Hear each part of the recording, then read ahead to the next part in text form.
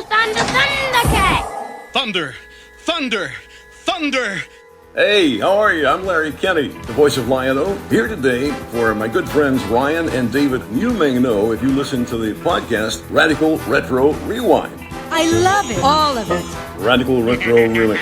She even looks older! Likes my art collection? Yeah, we've heard that one before, Mummy. What is it? I heard him shout. Oh yeah, ThunderCats! Ho! Who you calling a hoe?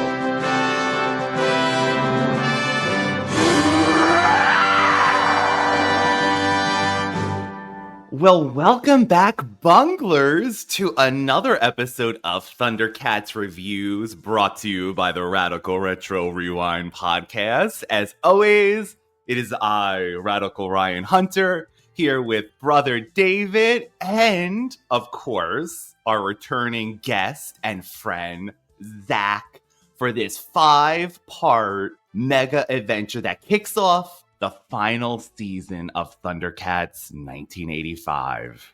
Hello, everybody. Hello. Hi, Bunglers. So, Zack, we have been gone a long time, it seems, at this point. It feels like forever, honestly. David, right? We were just like, ThunderCats, oh my god, it's been so long. So, what have you been doing over this summer? Anything fun? I mean, it's sort of flew by, but what did we went to Disney World, where I haven't been since I was a kid. Oh, wow. How long did you go for? Like a week. Wow! Did you get to wear tank tops?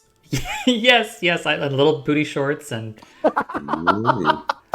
Yeah, no, I scandalized many a Floridian family. I love that. Goofy was agape. Actually, was it Goofy or maybe Pluto blew me a kiss? Ooh! Well, Pluto! So I'm assuming the weather was very warm. It was hot. It was the middle of June. We got rained on at Epcot a few times. But it's Florida. What are you going to do? And we were there long enough that, a little rainstorm once isn't going to ruin your whole week. Did you do Animal Kingdom as well? We did all the parks. I think Animal Kingdom was my favorite. I mean, say what you will about the Avatar movies as movies, but the Pandora land at Animal Kingdom is very cool. Oh, wow. Okay. But then there's regular Animal Kingdom stuff too. Like there's a safari, there's like birds everywhere. It was a lot of fun. So honestly, this has always been my dream. I know it's never going to happen, but speaking of that, a ThunderCats experience. Wouldn't that not be Escape Thundera?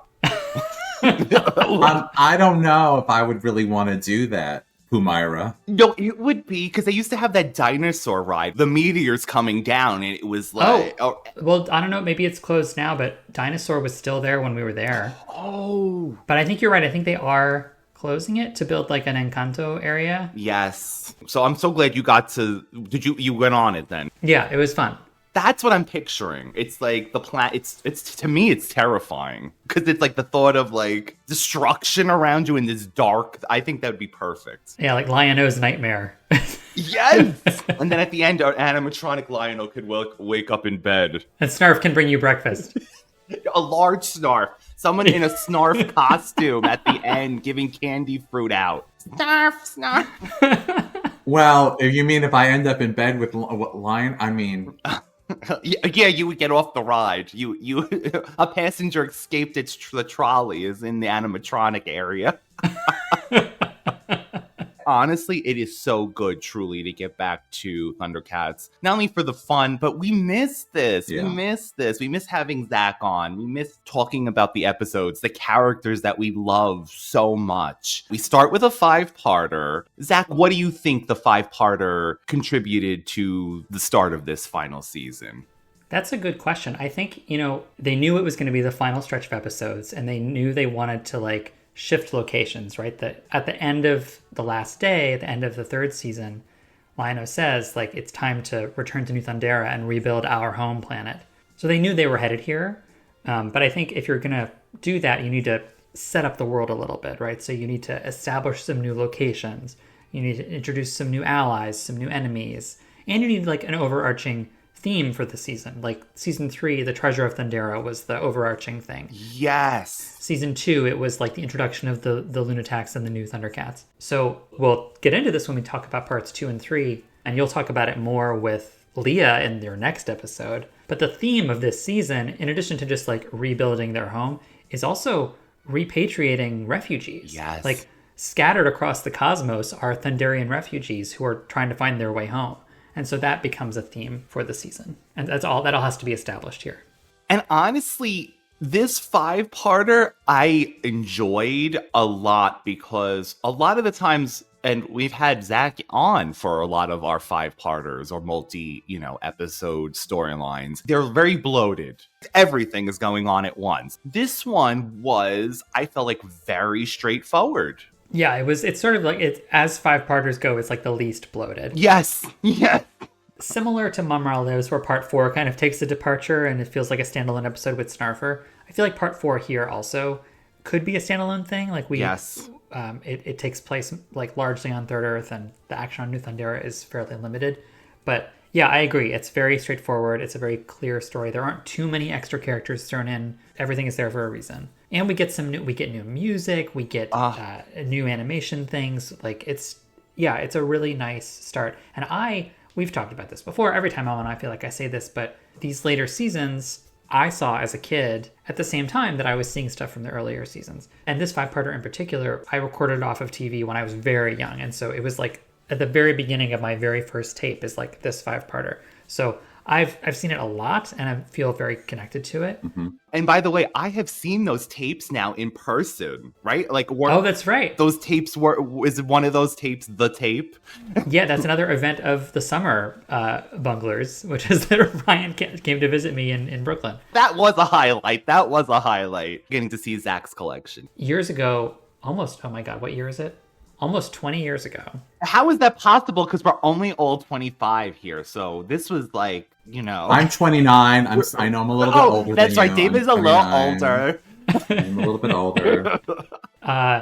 Almost 20 years ago in 2006, I reviewed these episodes for Persia's website, Return to Thundera. Oh, that's also the name of that's the name of the website. I forgot about that. And so it was fun in compiling notes for our recording today to go back and read those and like see what 20 whatever year old Zack thought, and if I had similar thoughts or if I was seeing things in a different light. I like the thoughts of 20 years ago Zack. I mean, not that I love his takes right now too, but in rereading them I did crack myself up a few times. I was like, oh, that's a good joke, good job 2005 Zack. 2006, whatever. That's how small the world truly is. 20 years ago, I was reading things on that site, and I'm sure I've read many of Zack's reviews, which is like... It's awesome. Is crazy, truly, when you think about it. So, should we get into our jammed pack episode? Yes. I'm curious, did either of you have noticed like weird audio glitches when you were watching part 1? I didn't notice that on the Hulu version. No, I didn't, but... a lot going on in my house at the time, so we were watching it during a half day, so my children were home. Okay. So there was a lot going on. Did they watch it with you? Some in parts and out, they did. in and out, yeah, in and out. Yeah. My youngest was like, you have those are the figures you have over there, because I have my Mumm-Ra's, and that's the parts I love. And when they ask questions like, what's that? But then I had to keep them from taking the Sword of Omens because I didn't want to get them, stabbed with the actual the metal sword. Yeah. I'm glad your audio was okay. For me, part 1 was glitchy, and then part 4, the pitch was too high. I did notice that Lynn Lipton's voices did sound... Yes. Is that maybe that was part 4 then? As Mandora in part 4, you might have noticed. She sounded too high pitched. That's what it was. I just thought it's honestly... She was over it. I was actually in my mind, I was saying that Mumm-Ra as Mandora was doing a subpar impression. In my mind, I was doing, this is an Academy Award, that Mumm-Ra was doing a poor impersonation of Mandora, that's why the voice was not right, because he was like half-heartedly doing. But I was like, because this does not sound like Mandora to me. This is like a half-hearted Pandora. That's what I told myself. But you're right, it was off. But I like that better. I like that was the performance take. I'm such a from fan. Mumm-Ra. I'm such a fan. I actually made up a thing in my head about an audio glitch that this was just a performance that he put it on. Mumm-Ra's better than that. Come on, David. That's true. You know he gives his heart. His female impersonations are on point. I'm at its top notch. I mean, it's better than the real thing. That's when he comes to life, when he gets to become his female impersonations. By the way, thank you to lovely Leah for the audio she supplies, as well as the Thundercats Wikipedia for the synopsis.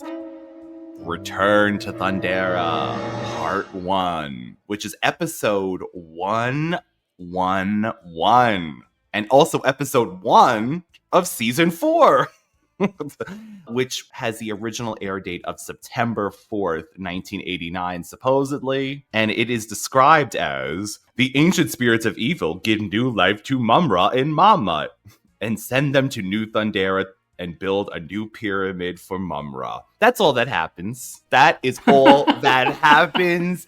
And then we cut to the credits and we begin the next episode. No, but...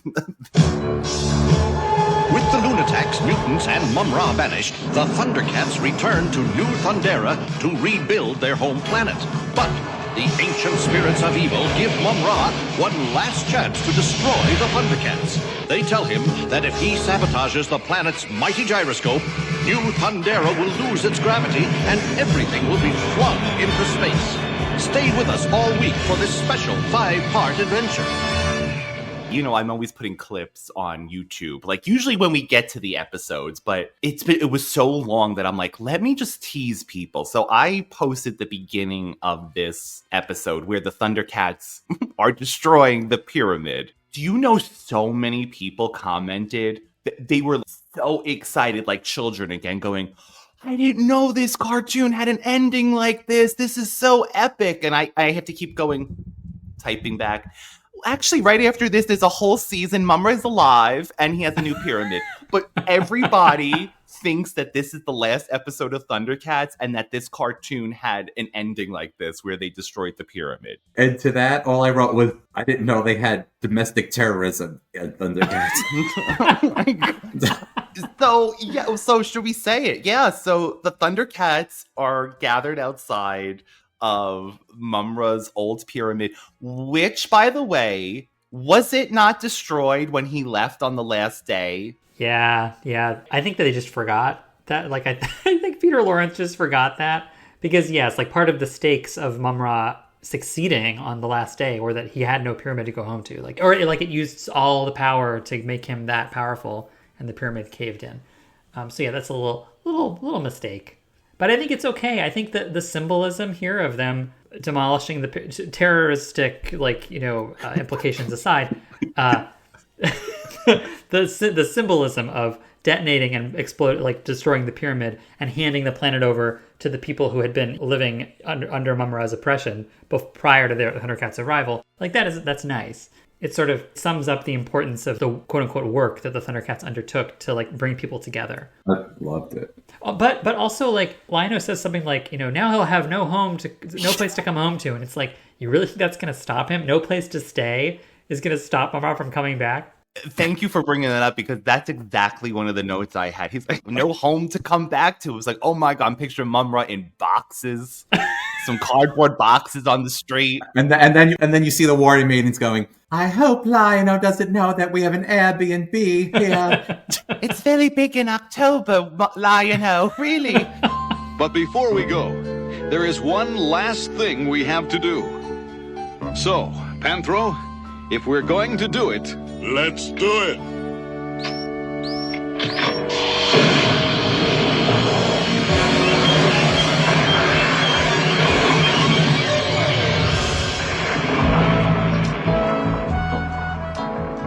So much for Mumm-Ra's pyramid.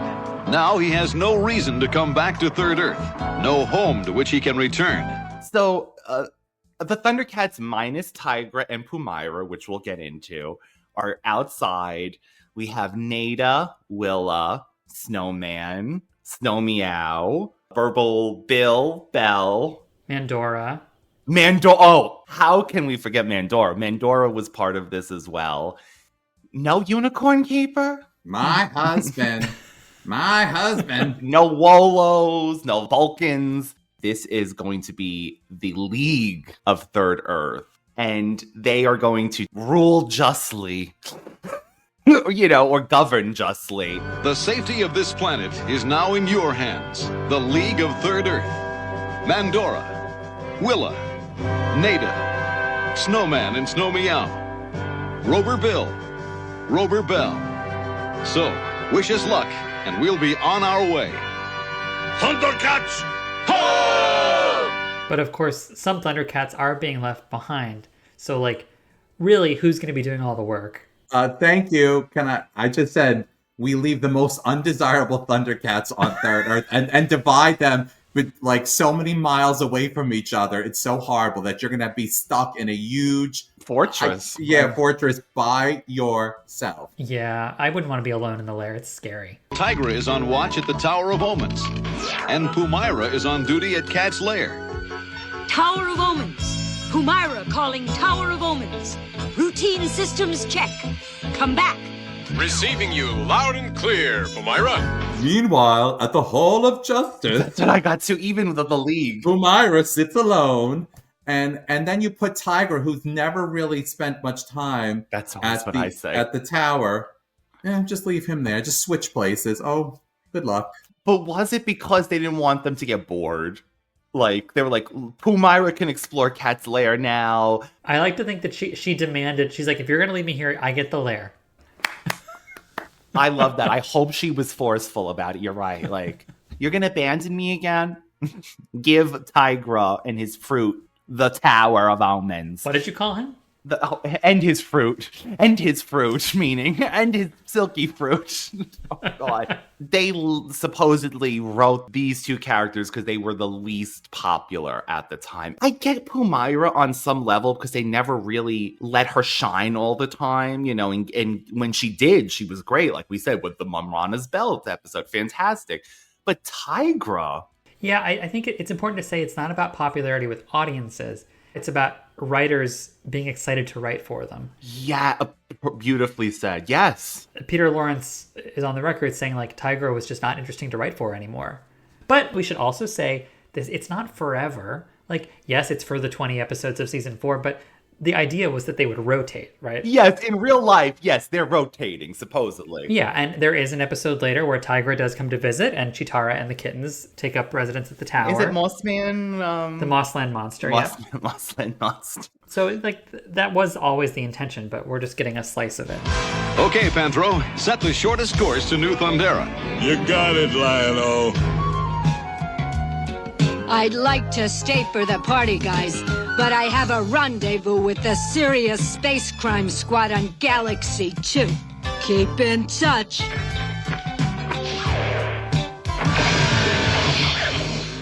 They blast off. Yeah, the Thunderstrike and the Feliner are attached to each other, piggybacked, like Zords. That's right. They mentioned there's going to be a party. Mandora...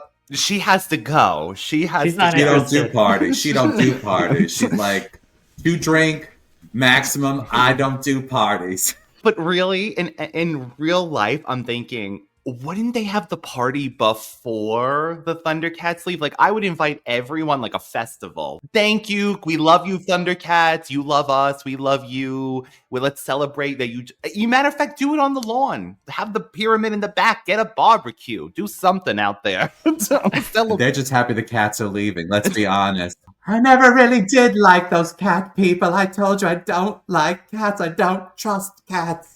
Tygra and Pumyra aren't even invited. So... in the Phantom Zone, the tile returns. Mumm-Ra is begging the ancient spirits. No, please, ancient spirits, I'm ready. I could do it this time, really. And the ancient spirits listen. The ancient spirits have given us new life, my martyrs, new purpose, new power to seek out those wretched Thundercats and destroy them once and for all!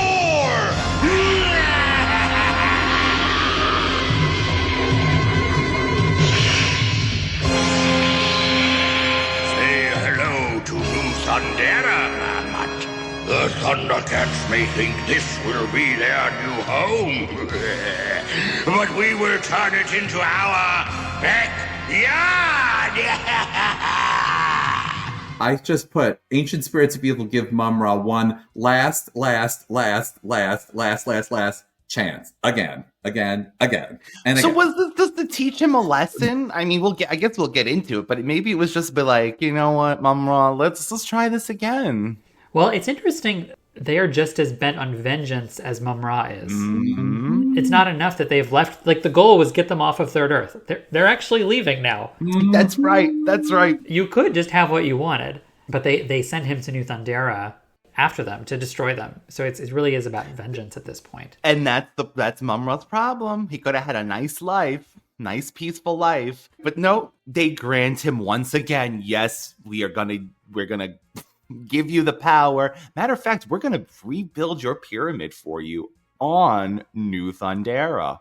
We're gonna dump it on your head. We're gonna you're. Boom. You will be built into this pyramid. It's an insta-home. Move that bus. That's so true. It also made me think of Wizard of Oz, like someone dropping a house on you. With defying gravity. Could we have had Mumm-Ra with his legs sticking out with the ruby red slippers? That would just be with the bandages. Oh my god! And then they roll up. So yes, we do see the Mumm-Raft that Mumm-Ra was. So they were in the tile though, in the Mumm-Raft. Yeah. So I hope that they had some kind of entertainment in there, you know, what they were doing all this time. Do you think that, I want to throw something at you. Do you think that part of the punishment was that Mumm-Ra was obviously not able to regenerate because he was never in his sarcophagus this whole time that he was banished? That he was especially weak? That's interesting. Yeah, because when they get there, he trips and falls. So this is a recurring thing that happens. He trips and falls and drops Mamat. So if we were a video podcast, we could put a counter on screen. Be like, ding! Mamat gets dropped for the first time. It appears that I am still weak, Mamat. It becomes a recurring joke. But yes, I agree with you, David. I think he is particularly weak. There is like a bed on the Mumm-Ra, right? There's that that bone bed. But yeah, he does seem particularly weak. The hunger, the heartbeat bone thing. That's what we called it. Wouldn't it have been cool if instead of taking Mumm-Ra, that the spirits of evil tried to find another replacement, an origin story of a new mummy candidate? Wouldn't that have been a twist? I want to say in Hear the Roar, there is something about that there was a potential that they were thinking about, you know, should we make a new villain or something like that? And then I believe it said that they just said, well, no, we just figured Mumm-Ra had to go back. I mean, I love Mumm-Ra, so. God, we owe Mumm-Ra everything. This whole show, we owe Mumm-Ra. Yeah, in the commentary for The Last Day, J. Larry Carroll, who wrote the episode, he says Peter told him that they wanted him to end the episode with the apparent demise of Mumm-Ra. And there may have been some thought of writing Mumm-Ra out of the show, but that's all it ever was, a thought. Okay, perfect. Because honestly, after all these years, I don't know if we would have accepted like a new main antagonist and sideline Mumm-Ra. A new big bad? If you were going to do it, Mumm-Ra would still have to be around. There would have to be some jockeying for like Mumm-Ra would be sabotaging this person. That actually happens a few episodes from now. Mumm-Ra is deliberately trying to sabotage this guest villain because he wants to be the one who takes them down. It would almost be like the Hordak versus Skeletor kind of thing. So but you're right. You would have to keep Mumm-Ra around. They don't say this, but but Mumm-Ra kind of alludes to it in I think part 4 or part 5. He wants to return to Third Earth. He wants to destroy the Thundercats and then return to Third Earth. But there's something interesting about like they told him in The Last Day, this is your last day on Third Earth, and it actually is. Ooh. Like in part 4, he sends Mamat back to Third Earth, and Mamat like broadcasts the Mumm-Ra channel, but Mumm-Ra himself isn't going back. So I wonder if like they send him to New Thundera as like a test, like okay, if you can get rid of them here, then you can come home. But you have to do this first. All Mumm-Ra wants to do is go home. Now this makes a whole new this makes me break my heart.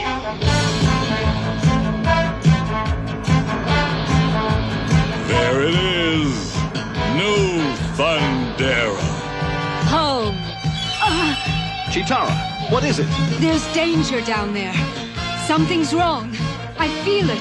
So we are flying there now, and this is when I believe Chitara then gets her her feelings, the drama already. We have Chitara moaning. She says home, and there can only be like warm fuzzies for like 2 seconds before she senses danger and there's something bad. She is sensing that Mumm-Ra is now instating a new HOA on Thundera. Oh my god! She thought that once she left Third Earth, there would be a non-HOA community that she would not have to worry about what she had to plant in her front yard and how many vehicles she could have parked out in front of the new cat's lair. And now she has to worry about. She wants a gold mailbox, and that just yes, and that's not going to go with the color schemes that is allowed. Right? That was a big no on Third Earth. He was like, "Oh no!" Or maybe she's realizing that they do not have Wi-Fi on this planet, and that she is not going to be able to watch any of her shows. Oh my god, her cat tube. The cat tube. That would give me a chill too if I couldn't watch ThunderCats on Hulu. What are they, Bengali? They look like giant ThunderCat statues. Take us down and we'll investigate. Prepare for landing. So where our cats land is in, like Zack mentioned, in a field where gigantic stone Thundercats from the first age, I want to believe they were called, reside. And by the way, these cats have tails. Yes. Love that detail. We're getting little snippets of Thundercat history, right? Like Linkso says that he like listens to them and they must have like tummy trouble. He says they have the life force. They also have IBS, Lion-O. But he says they're 2,000 years old, and we know that like he also told us in the Thunderscope that that the Great Migration is what brought Thundercats to Thundera. Yes. So maybe that was about around 2,000 years ago. Later in season 4, we meet more statues like this that also have tails. So definitely at some point Thundercats lost their tails. It makes me think about the 2011 series where Wily Kit and Cat both have tails and the other cats don't. So is this evolution? We want to evolve to wear pants. So Mumm-Ra spots the ancient Thunderian statues. So what's the next thing to do? Bring them to life. Of course. Logically. And attack. So they go, of course, on the offense, and Lion-O is attempting to use the sword. But guess what? It will not work. The sword! Something has happened to the sword! The Eye of Thundera is blind! The sword is powerless!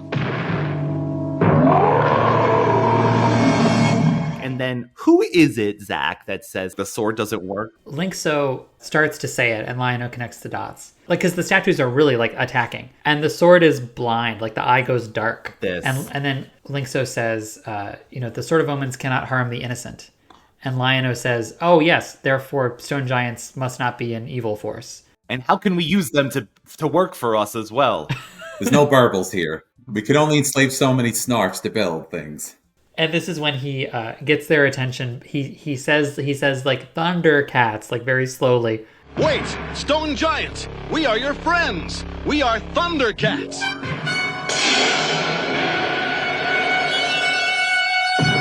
Right! Friends! We are all ThunderCats! And he like sticks out his belt, his crotch. And they zoom right in on it. Yeah, we get from the statue's perspective, we get this POV like zooming in on Lion-O's crotch, recognizing the insignia and calming the fuck down. Well, I mean, that would make me want to listen to him too. They drop on their knees, I just want to say. They do. They kneel before Lion-O's crotch. And I would too. They are representing the viewers of this show. Us. But I do love the shot like Zack is describing. They show literally, they zoom in on the symbol and they're like, oh, friends. Listen, I'm just happy that the curse of whatever, Belvita, whatever, didn't happen. Because that's what I was actually, for a second, I was like, oh God, not this curse thing. Not the Belvine again, not the Belvine. Whenever you say that, I think of Adele, I think of Adele John Travolta mispronouncing Idina Menzel's name. Yes. Please welcome the wickedly talented one and only Adele Dazeem. Is this in the meantime after this whole ordeal? And Lion-O is like, yes, this is where we will build our new cat's lair. These statues appreciate my prowess. Zack, do we ever see these stone giants again, like around the cat's lair at any point? We do. The two that are kneeling once the lair is finally built, they're kneeling like at the front. As like guardians. Like Sphinx. And then in the Mossland Monster, that episode with Tygra, the stone giants play a role. Continuity. Such a fan of continuity, always. I think it's interesting. We didn't say this at the beginning, but Jim Meskimen, who was a character designer on ThunderCats, he drew a map of New Thundera for Season 4. I feel like the New Thundera of Season 4 doesn't quite feel like the New Thundera of Season 3. Like the Moons of Plundar regions feel less important now. Yes. And we're getting new locations because Jim Meskimen drew this map. So now we have a new major location, right? The Turning Rocks. Yeah, while they're busy with the stone giants, Mumm-Ra is getting a little lesson from the ancient spirits of evil in how to take down New Thundera. We learn about the churning rocks, big pillars of rock that like pound up and down. Really cool visually. Speaking of Avatar and Pandora, they're just like floating rocks. Yes. But underneath is a secret cavern called the Great Beneath. And inside the Great Beneath is the mighty gyroscope, which the ancient spirits of evil tell Mumm-Ra is what maintains New Thundera's gravity. Look into the cauldron, Mumm-Ra, and we will show you the key to this planet, New Thundera. Sabotage the gyroscope, and New Thundera will gradually lose its gravity. And I want to scream. It is a large dreidel that spins. Yes, it is. This is the Hanukkah portion of the show. This is a toy called a dreidel. Come on, everybody. It's the Hanukkah portion of the show. It's a top. It's over the top is what it is. Continue, Zack. Continue. What else is in there? What else and who else is in there? Oh, right. And the gyroscope is controlled and cared for by Jagara. This ancient ThunderCat sorceress alone is the keeper of the gyroscope. Yeah, she's just hanging out there. She says a few episodes from now that she has been there since time began. Oh, God. That's a long time. What? There's a lot of what about the gyroscope, not least of which the fact that, like, this is New Thundera, a new planet, but she's an ancient ThunderCat sorceress. So the only rational explanation is that Thundera had this too. That Thundera was always unstable. New Thundera is just as unstable. The gyroscope has always been there, but somehow nobody knew about it. That's a lot to take in. So we got the Eureka's Castle, Jagaga, yes, Lady Gaga, Jagana, whatever, Jagana. She was Jagana when the planet was gone. So that's a lot. Okay, so we know from last season that the planet, was it last season I want to say? The planet destroyed because Jaga threw the Sword of Plundar in a volcano of some kind. But knowing the history now, do we tie this into the gyroscope as well? Maybe it was that, and then the gyroscope started to really take off because it's like, who knows? The whole thing is implausible to begin with. It's like it's typical ThunderCats combining magic and technology in a weird way that, like, it doesn't have to make sense. It's just flavor. And it sets up the entire 5-part. You wouldn't have this 5-parter. You wouldn't have any sense of jeopardy if it weren't for the gyroscope. And the drama of Jagara. But it does call the reformation of Thundera into question. Like, we don't know exactly what Mumm-Ra did to reform Thundera. But yeah, you have to suspend quite a lot of disbelief to get here. But here we are. With the planet reformed and everything. Like, anything can happen at this point. Why wouldn't there be a dreidel in the Great Beneath keeping the planet together? Why not? So Mumm-Ra has this idea. He's like, who could convince her? He's like, oh, Jaga! Jaga! That's it! She will listen to Jaga, the wisest of all the ThunderCats. An ex-boyfriend, perhaps? An ex-boyfriend, perhaps, would be able to convince her.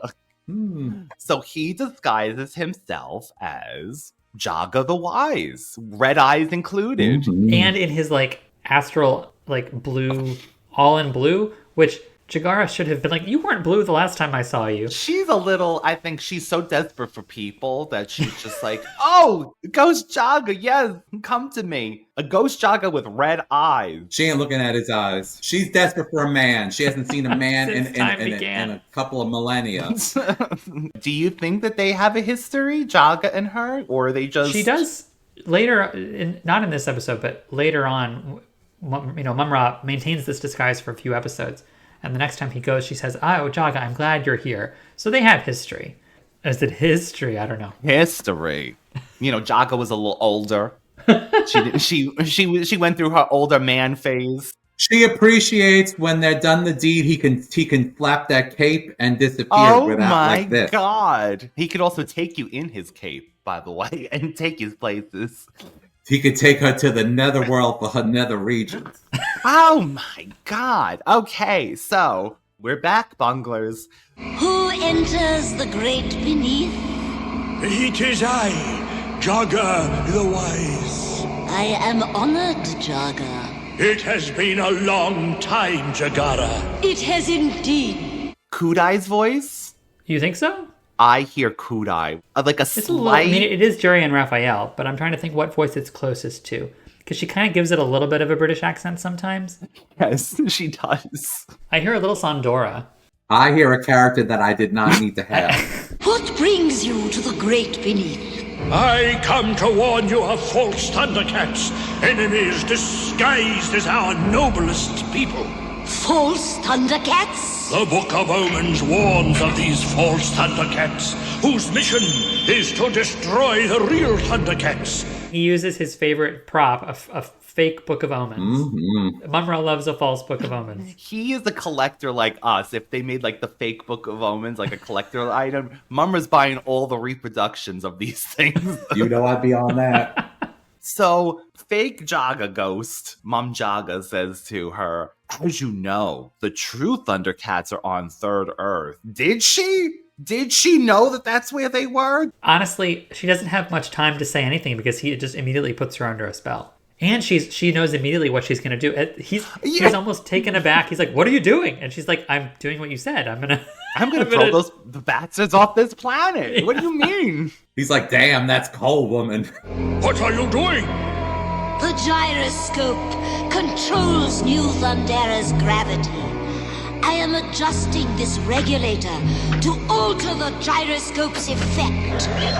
That in turn will change the gravity in the Valley of Stern Giants, and the false Thundercats' lair will be flung clear off the face of New Thundera. In the meantime, is this in this episode Snarf has gathered the Snarfs? Yes, he's gathered all the slave labor, and they've already started. I mean, they could have built this in a day, I think. If there was no interruptions, they did this so fast. Take that, Burbles. Snarfs can build just as fast.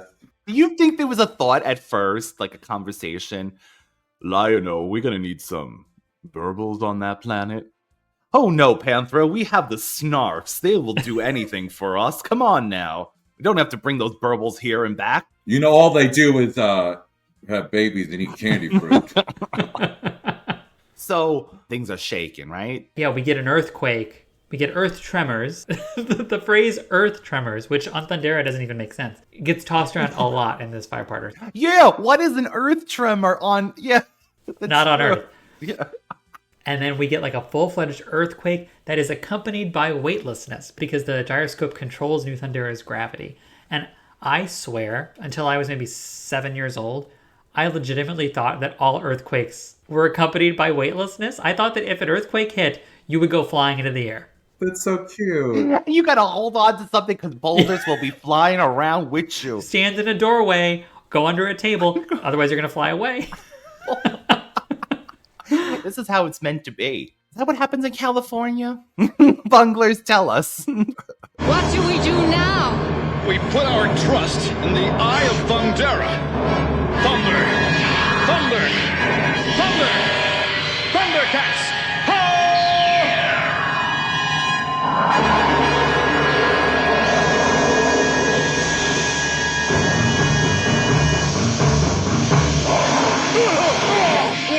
I must escape before that wretched cat's head attacks me.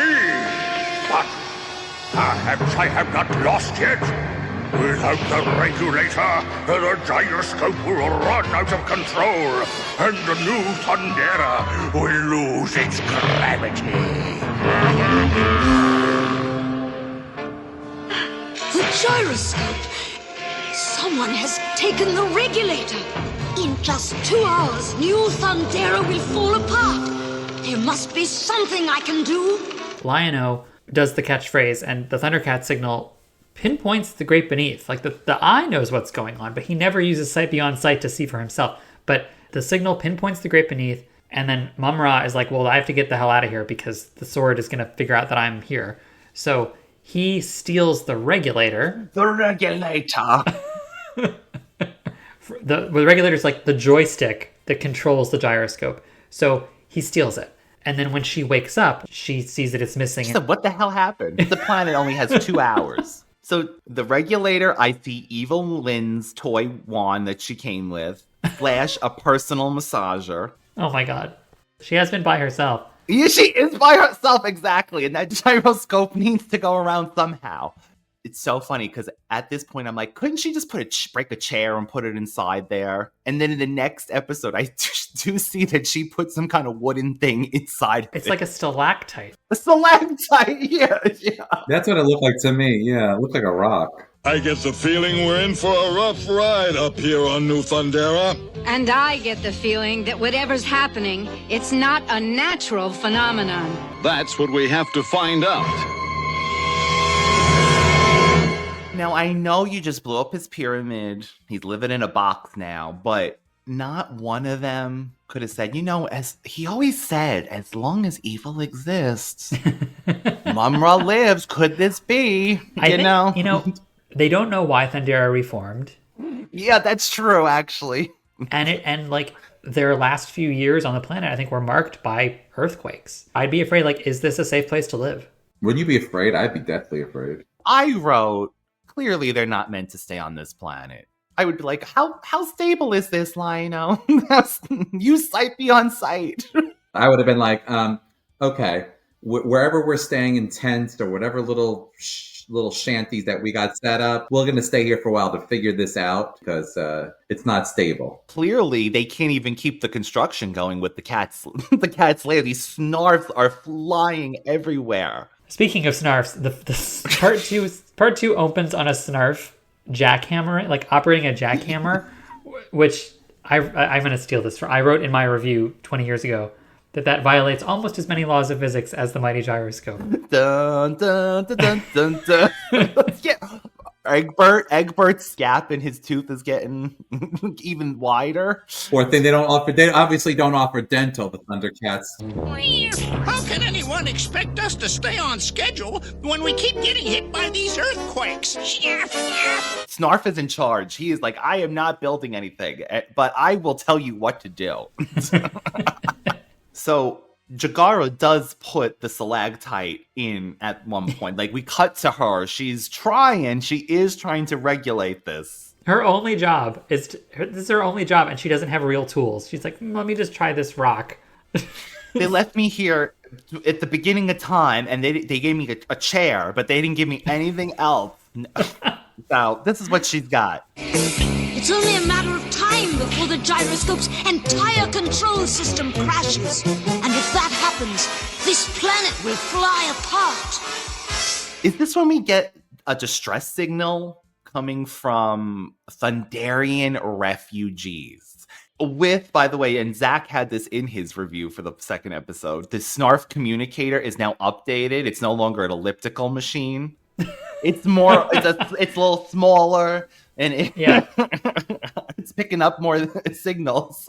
Panthro finally made good on his promise to upgrade it. It only took him being enslaved by one of the treasures of Thundera, right? Yeah, but it's still a piece of crap. It still doesn't work. Yes, they could go fly through space, but they cannot get this thing to not work if it's not on elliptical. Priorities. Mayday! Mayday! Thunderian refugees returning home to New Thundera landed near strange rocks, pounding up and down. Captured by two-time held prisoner in Dome Down. Please, someone, help us!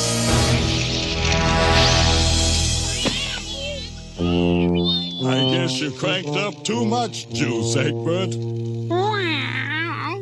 In the transmission, the refugee says that they're near the Churning Rocks. So they head off in the Feliner. Lion-O, Chitara, and Snarf head off to find them, and Mumm-Ra sees them going. He doesn't say this, but I wonder if the fact that they're headed for the Churning Rocks is part of the reason he wants to stop them, because he doesn't want them figuring out what's going on with the gyroscope. Yes. He doesn't want to go himself because he doesn't want to reveal that he's there. Which I actually appreciate. Yeah, he's trying to operate in secret. So he revives Groon. Yeah. And brings him from Third Earth. Yeah, he blasts him from Third Earth, beams him to New Thundera. He's standing in the cauldron. Like, his shoes must be wet. Why did you do this to me, Mumm-Ra? Why in the cauldron? That was a good Groon impression. Oh, that thank good. you. That was a good one. Mumm-Ra! So it was you who freed me from my tomb. Indeed it was, Groon. And now you must repay me.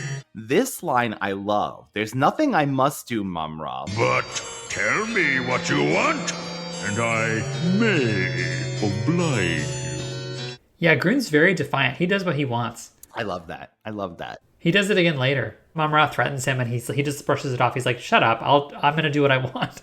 Lion-O and Chitara are out at the Turning Rocks with Snarf, and they don't get far because Groon appears. They land on this platform that's called, in the script, it's called the Flying Thorn. It's like a guitar pick. Yeah, and it has a Triforce on it. It has a Triforce on it. It does. But I think the idea, at least as described in the script, which does not come across on screen, is that even though the Churning Rocks are pounding up and down, this platform is always in the same position. It's on like a pivoted arm that's constantly moving, but the platform itself is stable in space. And that's why, like, Chitara says it's a sophisticated piece of engineering. I wonder who constructed this thing. It's a sophisticated piece of engineering. That does not come across on screen, but they clearly put a lot of thought into it on the page. I have to say, Turning Rocks, I think this place is genius. I love the design. I love the rocks going up and down by themselves. And for Zelda, again, it's very Death Mountain. This whole Turning Rock thing with the Triforce, very, very Zelda-esque. So they see Groon, and they try to attack him. He swats Chitara away a couple times. She does do this kick that I love. She does a jump kick, but doesn't do like a Ninja Turtles sort of kick. Yes, I loved it. I mean, it didn't get to him, but the action pose was fantastic. There is a part where Snarf decides saying, "Pick on someone your own size," and then begins to run around his leg over and over again. I'm assuming he was going to try to trip him. I don't know what. Yeah, we've seen Snarf do this before, and it's worked. Like with the mutants, but it did not work here. And then Groon electrifies his boot, and it sends Snarf flying off the platform, presumably to his death, because Lion-O runs to the edge and screams, "Snarf!" And does he say something about your furry slave? He says, "So much for the ThunderCats' furry slave." He's on it. He knows. Groon is on it. Lion-O, behind you!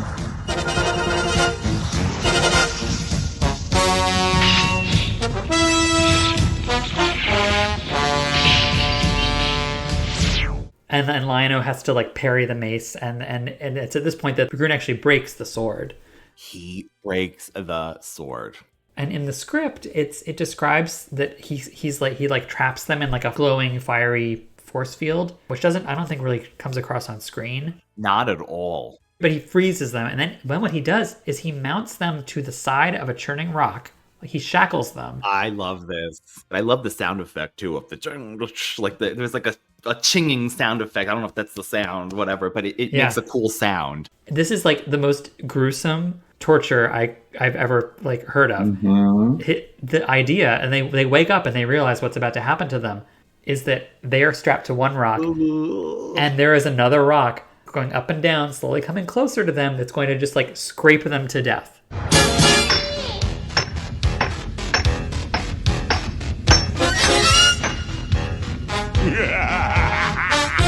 Farewell, ThunderCats! It is only a matter of time before these rocks grind you to pieces!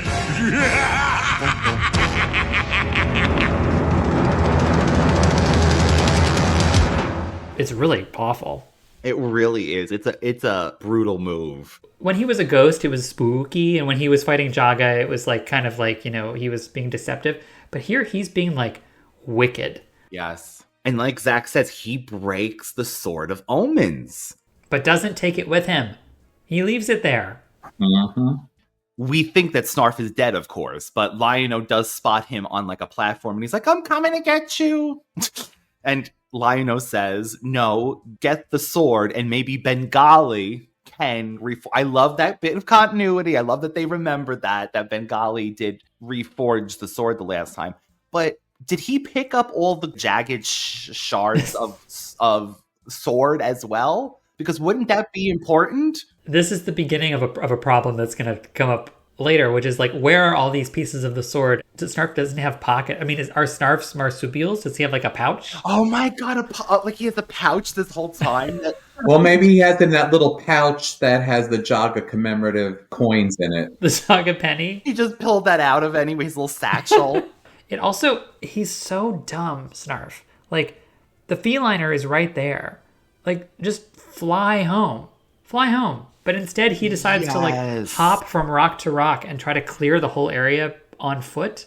Like use the radio. Like I don't know. Exactly, the communicate. Yes, there is a radio. Also, why isn't there something like a cutting tool that he could free Lion-O and Chitara before they get crushed to death? Lion-O says the bonds are unbreakable, and this is where that fiery glow that's in the script not being on screen is a problem. Oh, like, okay. It was they were supposed to be like magically glowing so that they couldn't be broken. Okay.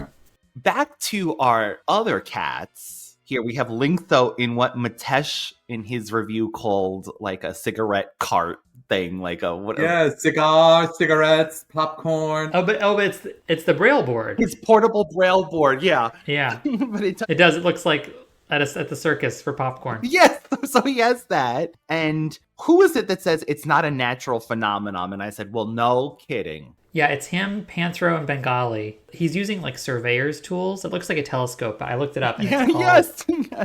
It's called a transit, or it's also called, I didn't write it down. It's a weird word. Theodolite. It's a surveyor's tool, and he has the braille board hooked up to it to determine how the quakes are being distributed across the planet. And their discovery is that they're happening at random, which they're concluding based on that they can't be natural, because I guess if they were natural, they would be localized to specific spots. What I wish is that they, like, in analyzing the math, they could have been like, oh, they are patterned like a processing gyroscope. Isn't that funny? Oh my god. But they didn't do that. They're just random. In the meantime, Snarf is running, and this gigantic, it is not the Rat Star. It is not Captain Shiner. We have a new flying contraption, and we meet Char. Intergalactic wrecker and dealer in fine metals. You know, I love the title. And he's not Thunderian. He's something else, because he has 4 arms. He is He-Man New Adventure characters. I'm like, this is straight out of the New Adventures of He-Man, I feel like. What strangeness have we here? Strangeness? I'll give you strangeness, you great break. Interesting. Interesting? I should say so. That was the Sword of Omens. It belongs to Lion-O, Lord of the Thundercats. Wrong, oddly shaped creature. It belongs to me, Char, intergalactic wrecker and dealer in fine metals. His flying contraption it's his flying furnace. That's what that's what the name of it is. The flying furnace. And it's just this big, like, polluting thing. I remember as a kid, raised on Captain Planet, having a visceral reaction to this giant polluting thing in the sky. And being very skeptical of Char as a character because of it. And he actually is written as in the script, it says he's a neutral character. Like, he's not necessarily... it does say neutral, actually. Yeah, like, the idea was that he could maybe be a mercenary like Shiner. I'm a mercenary. I mean, it does come across that way as well. I mean, and then later on when he says, like, he would have kept the sword himself. I feel like he's an opportunist. Opportunist, yes, absolutely. Right. So this is insanity. He takes the Sword of Omens and he turns it into what? Into a donut, which I'm currently eating a donut. Which looks, by the way, delicious. It's a carrot cake donut. Oh my god, that sounds delicious. We're stopping the episode. I need to get a carrot cake right now, damn it. Snarf tries so hard to convince Char that the sword has no use. It's useless. Like, don't even, just let me take it back to my people. Like, please. And then Char refuses. Just give me those useless bits of metal, and I'll be on my way. No, they're mine. But they're useless fragments of a sword. They're no use to you. It'll take Thundercat magic to put them together. Thundercat magic? Are you telling me, Char, that I cannot fix this? I'm the greatest metal worker that ever lived. Well, that doesn't alter the fact that those pieces of sword belong to the Thundercats, and only Bengali can fix them. We'll soon see about that, my peculiar furry friend. Their banter back and forth is very funny. And yeah, he takes all the pieces and he's going to reforge it, but the animation is just dumb. Mm-hmm. He should just be working on the blade. But instead they animated that he's just turning the entire sword into a molten blob and then hammering it into a donut. What have you done? You turned the Sword of Omens into a donut!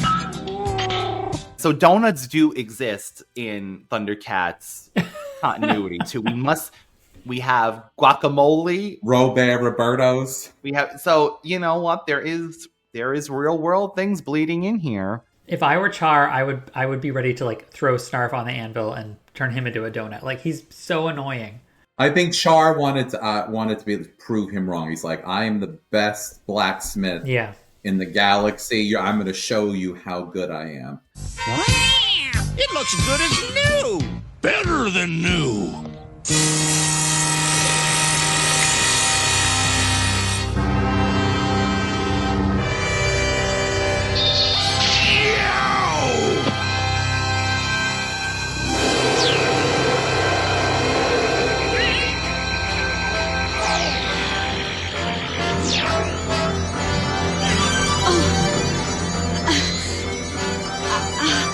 What is it, Chitara? We cut to Lion-O and Chitara.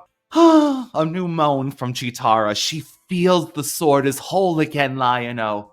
She just feels it. Me too. I love that because I see it as an evolution of her powers and her confidence from once that episode when she says, I'm going to be stronger than ever. I'm more confident in my powers. Again, to mention our Charmed, I feel like she's growing in her abilities, and this is the natural progression. Her psychic abilities, her third eye, growing stronger. And also, when the eye wakes up, their insignias light up, which felt new to me. Do the insignias don't normally light up, do they? Maybe it was like a reset. You know, they the sword went back on. They're like, oh, okay, the Wi-Fi went back on.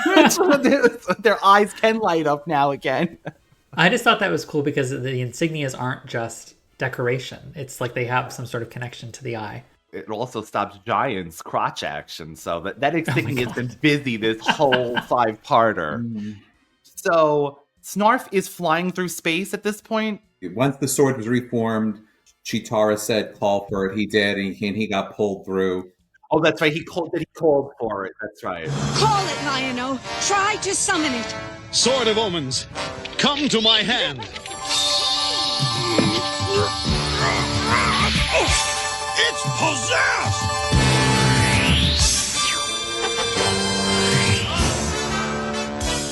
Snarf! You made it! Groon and Mumm-Ra are watching this.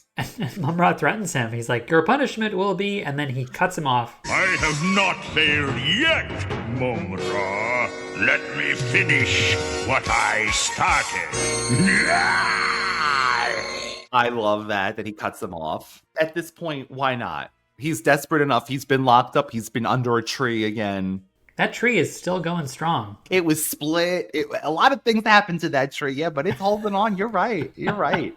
So, Groon appears, and I wrote they hoe him all the way back to Third Earth. This is like a record number of hoes. Lion-O like, ho, ho, ho, ho. It's like a broken record. It's an echo ho. It's a ho echo. It's a hecko.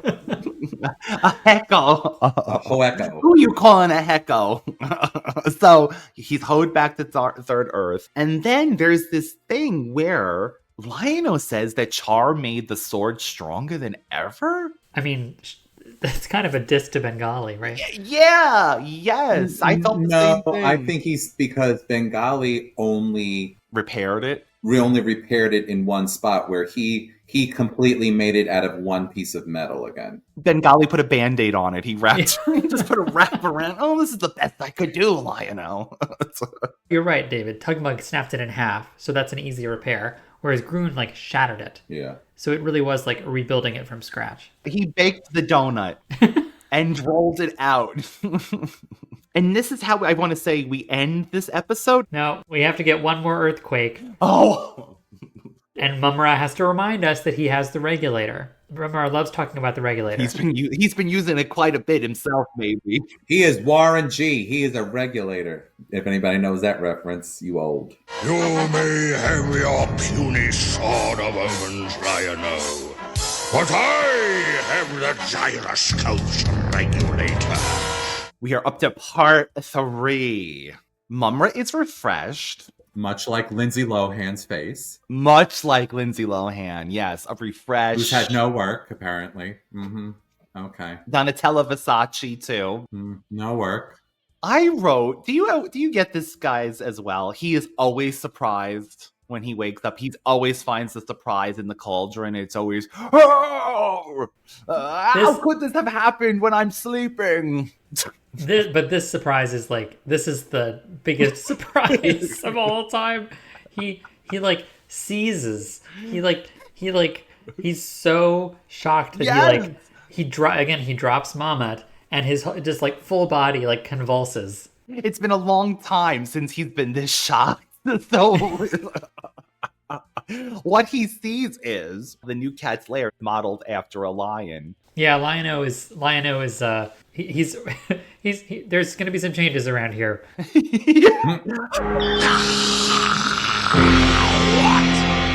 Cat's lair near completion. I know this entire valley should have disintegrated. I did notice, too, that there's a small table in this new cat's lair, so they are not expecting visitors. No. We don't need Pumyra and Tygra's chairs because, they're going to be swapping out. Oh, wink, wink, wink. So don't put chairs for them. I think it's funny that that's the first room they built was the council chamber. They just need a table to sit around. Yes, because Lion-O wants a progress report, I wrote. Yes. I was like, I felt like I was back in school. Those progress reports are going out. I called this council meeting for a progress report. Have you come up with anything, Linkso?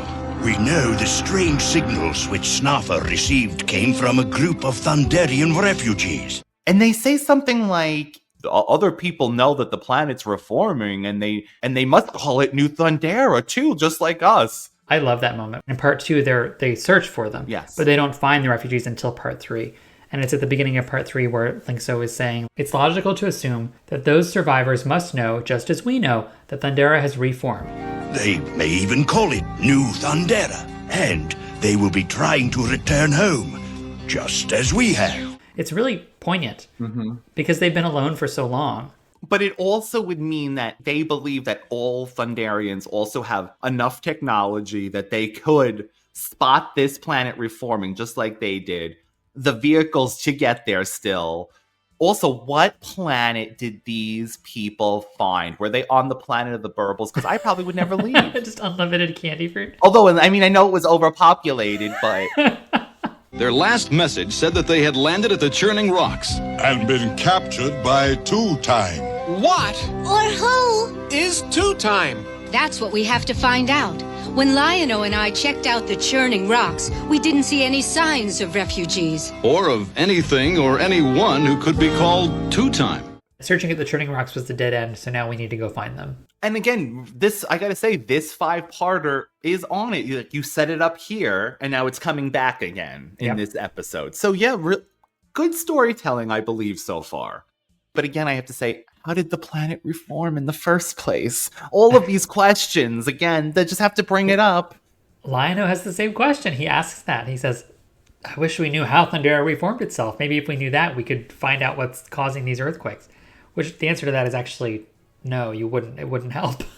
It wouldn't help, but also, like David, I believe, mentioned, wait until these quakes possibly stop before you have to have these snarfs and torment where they're flying up in the air, like Zack said, 0 gravity every time there's an earthquake. Rocks flying around, ladders hitting them in the face. It's more dangerous because it's a construction site. That's true. Yes.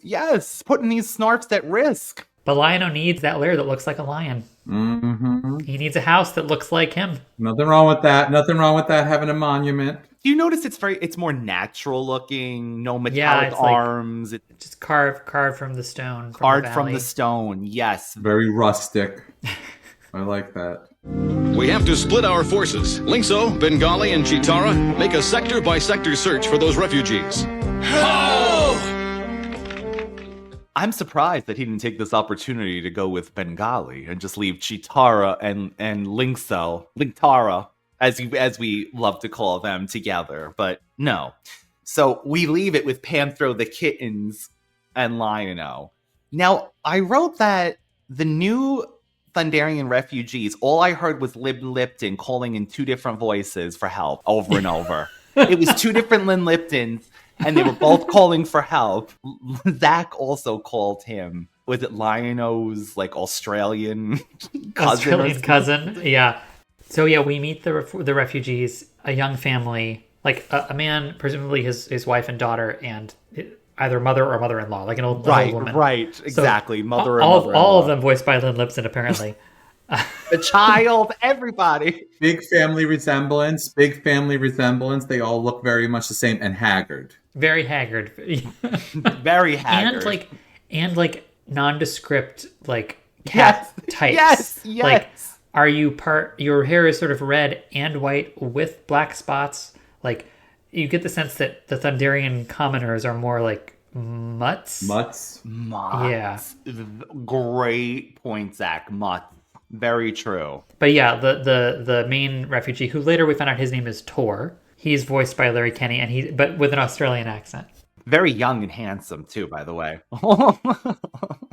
Trouble down under. Release us, Two-Time! We're only poor Thunderian refugees, trying to return to our homeland to rebuild our lives. You are my prisoners, and you will be my slaves. Imprisoned in my magnificent ship, Dome Down, serving my every need. You will never keep us here. So, the Thunderian refugees are taken by Two-Time. Matesh appropriately named him the 69 sex robot, I believe. Oh my God. This is Two-Time. This is Two-Time, where his head is in his crotch. Well, he will Two-Time you. I think Two-Time is a really cool design. Like, for years, I've wanted a toy of Two-Time. 100%. And I had a lot of trouble, I remember 20 years ago, trying to describe him in words.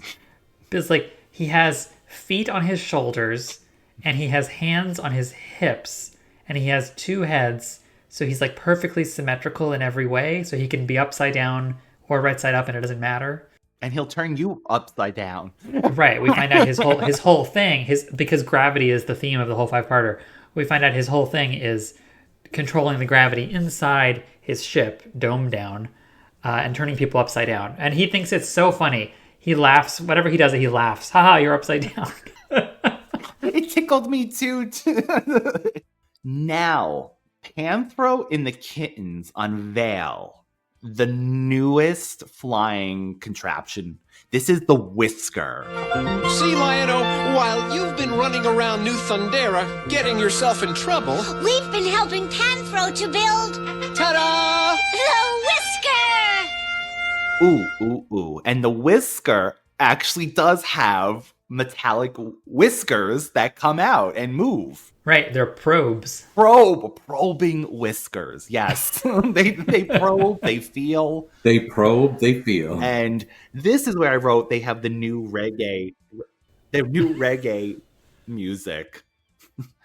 We're all in that cut, Zack, too. That Thundercats symbol segue. We didn't mention that there's a new animated transition. It uses the cat's head as like a mat.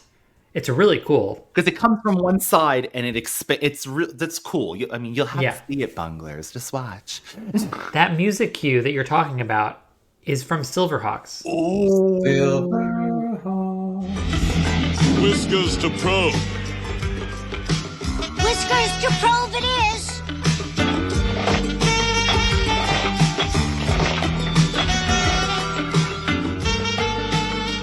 Nothing doing. Just regular static patterns. They used it in that one scene. I think maybe by accident. It's only ever in that one scene. Because they were going on, right? At this time, they're parallel. No, Silverhawks at this point is long since over. Oh. But they've got the whole library of music, so hey. Why not? No one's going to watch these 40 years later and know. Come on now.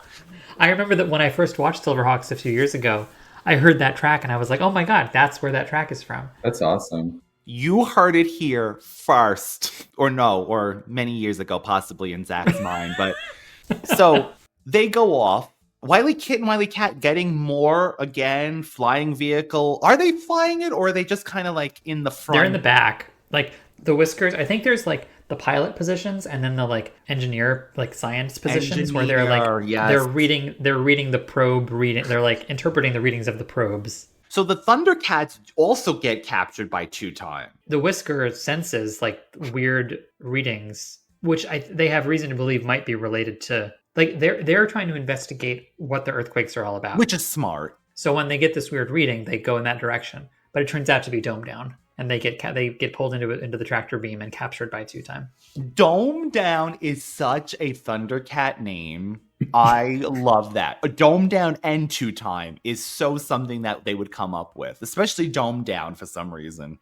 So while they're captured, I believe Lion-O says, maybe those are the refugees that we've been searching for? Because they see them hanging upside down. Or no, they're not hanging upside down. Wily Kit says it. She says, looks like we found our refugees. It's because Two-Time flips them upside down, and it's the refugees who from their cage, shout. They're like, you have to push the button on his forehead. Don't you love that? These villains and creatures always have their weak points accessible. And not even a helmet, knowing that this button does things. No. Or like the Warbot, the disc on the bottom of the Warbot's foot. With his drill penis things. Oh my God. God, well, we came back spicier than ever. I'm going to blame Matesh's mail that we read. Oh, his mail was spicy, Zack. You can't. I was going to call him Two Tones. Two-Time has our Thundercats hanging upside down. They make a bunch of lame jokes, too. Lion-O says, I'm not hanging around here any longer. Wily Cat says, don't keep us in suspense. It's just like dad joke after dad joke. This has gone beyond a joke. Well, I'm not hanging around here any longer. And Lion-O, I swear, looks back at Panthro and gives him this, can you believe this face? Yes. Like, what is happening? Did you just believe that we're just upside down and taken in right now from this robot? It's right before the commercial break, and it's supposed to be suspenseful. Like, what are we going to do? But you're right. You're absolutely right. Lion-O was like, is this guy serious? We're just upside down. It's not that bad. It didn't take too long. And because Two-Time is a robot, Lion-O does not hold back. He just obliterates him with the sword. If this were a person, Lion-O he would hold back, right? He would be like, oh, the Thundercats don't hurt other people. But this is a robot, so he just goes all out. He goes right for the head, as appropriately said. And again, I love that this wasn't drawn out. I love that these refugees weren't hanging for 5 episodes. It's taken care of in this 3rd episode already. We would have had to, I feel like in the past, rescue these Thunderian refugees all the way to the final episode if this was a different 2-parter. So I, again, appreciate this. Cut to Chitara, Bengali, and Linkso. They are surveying things. Is this when they go back to the Caverns of Coal? They pass the Caverns of Coal? So they go to the churning rocks, and then they go to the caverns of cold. They just keep cutting to them to indicate that they are searching. But then we're really working, Lion-O. But Lion-O uses the signal to call them, but that doesn't break him out of the. Lion-O calls them, and it's funny. They actually use a little bit of animation from Exodus. They use animation from the explosion of Thundera to animate the signal breaking through the roof of Dome Down. Kidding? Yeah. That is wild. I love that. But they see the signal, and so then they start booking it back towards Dome Down. And then at this point, Mumm-Ra has been, because remember at the very beginning of the episode, he was very angry. He said, we need to do something. We have to go back to the Great Beneath and get the gyroscope malfunctioning again. So at this point, he's on his way back to the Great Beneath. Yes. He's like, I won't even disguise myself yet. I'm gonna walk there. And yes, this is when Cheetara spots Mumm-Ra. Yeah. And is it Bengali who says we'll deal with that bone bag later? Yes. Mm-hmm. But I wrote bone bag. That's why I put bone bag. Bag of bones. Thundercats! That's Mumm-Ra! It can't be. He disappeared before we left Third Earth. It is Mumm-Ra. Our first priority is to help Lion-O. You're right, Linksa. We'll deal with that bone bag later. I also love that Mumm-Ra looks up and sees the thunder strike, and his reaction is he's just like, ugh, Thundercats. He's just, the hate just drips out of his mouth. It's like what I assume Bigfoot would feel like if he's spotted. Oh, caught you. They found me. Oh, this. Oh, they have no time because they have to go to, of course, Lion-O for the sword. But when they get there, Panthro says late as usual. Panthro, he was feeling himself this episode. Insult everybody. We're all gonna insult everybody. This was a case of learning a new word when I was a kid. I thought Lion-O says here, so he says, here comes the cavalry. Yes. And then Panther says late as usual. I didn't know the word cavalry. I heard cavalry. Like, wouldn't that have been a good cavalry? And I remember asking my mom or asking somebody, like, what is this word? And that's when I learned the word cavalry. Oh. Here comes the cavalry. Late as usual. Now, I want to say that they realize that they do have to go to the Turning Rocks. So everyone kind of they say that Cheetara says, we saw Mumm-Ra on our way here at the Churning Rocks. And so that's when Lion-O, he makes this logical leap that doesn't make all the sense in the world, but he's right. He says, like, Mumm-Ra, earth tremors, massive gravity switches, all one thing. Thank you, Lion-O. Thank you. So the jig is up.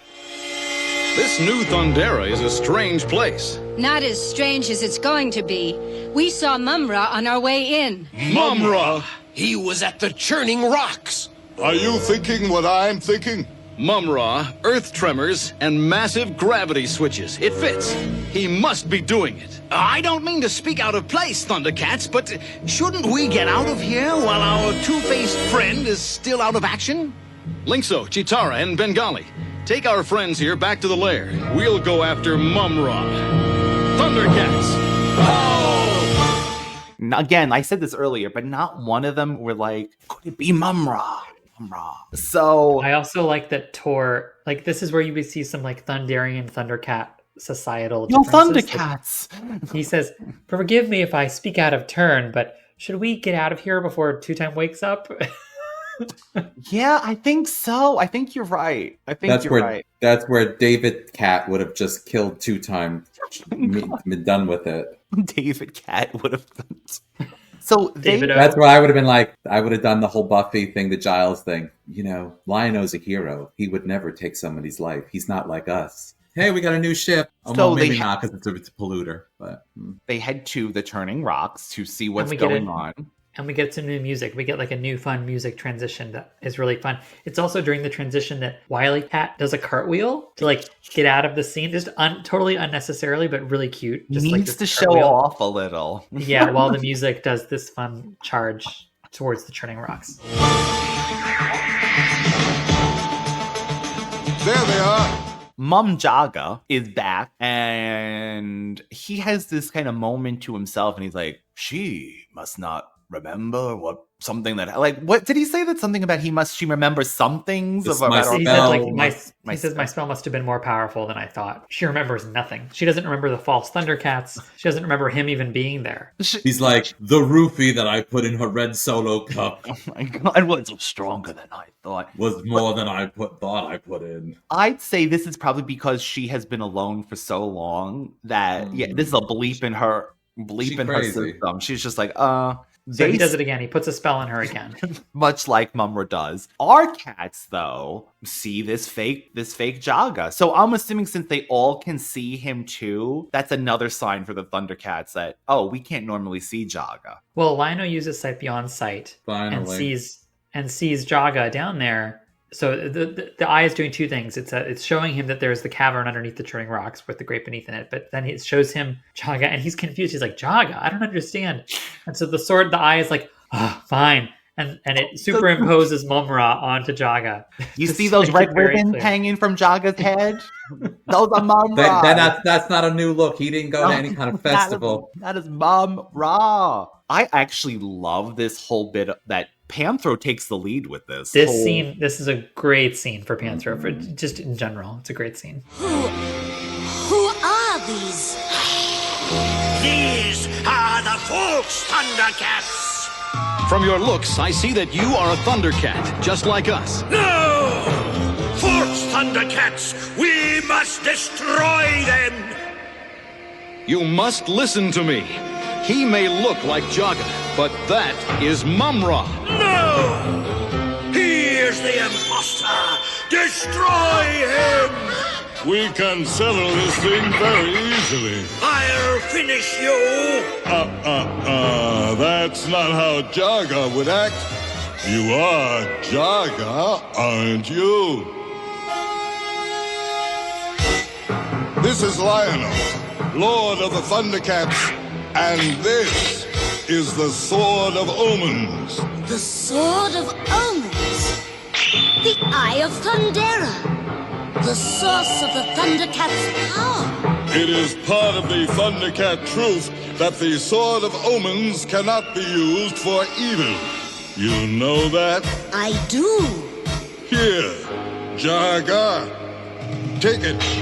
If we are false and you are true, use the Sword of Omens to destroy us. They get down there, and Panthro has this whole conversation saying that that evil can't use the Sword of Omens. It won't work for evil. If you're really Jaga, you would know that, and you would use the sword to strike us down. Take it, mummy. No, can you imagine out of nowhere?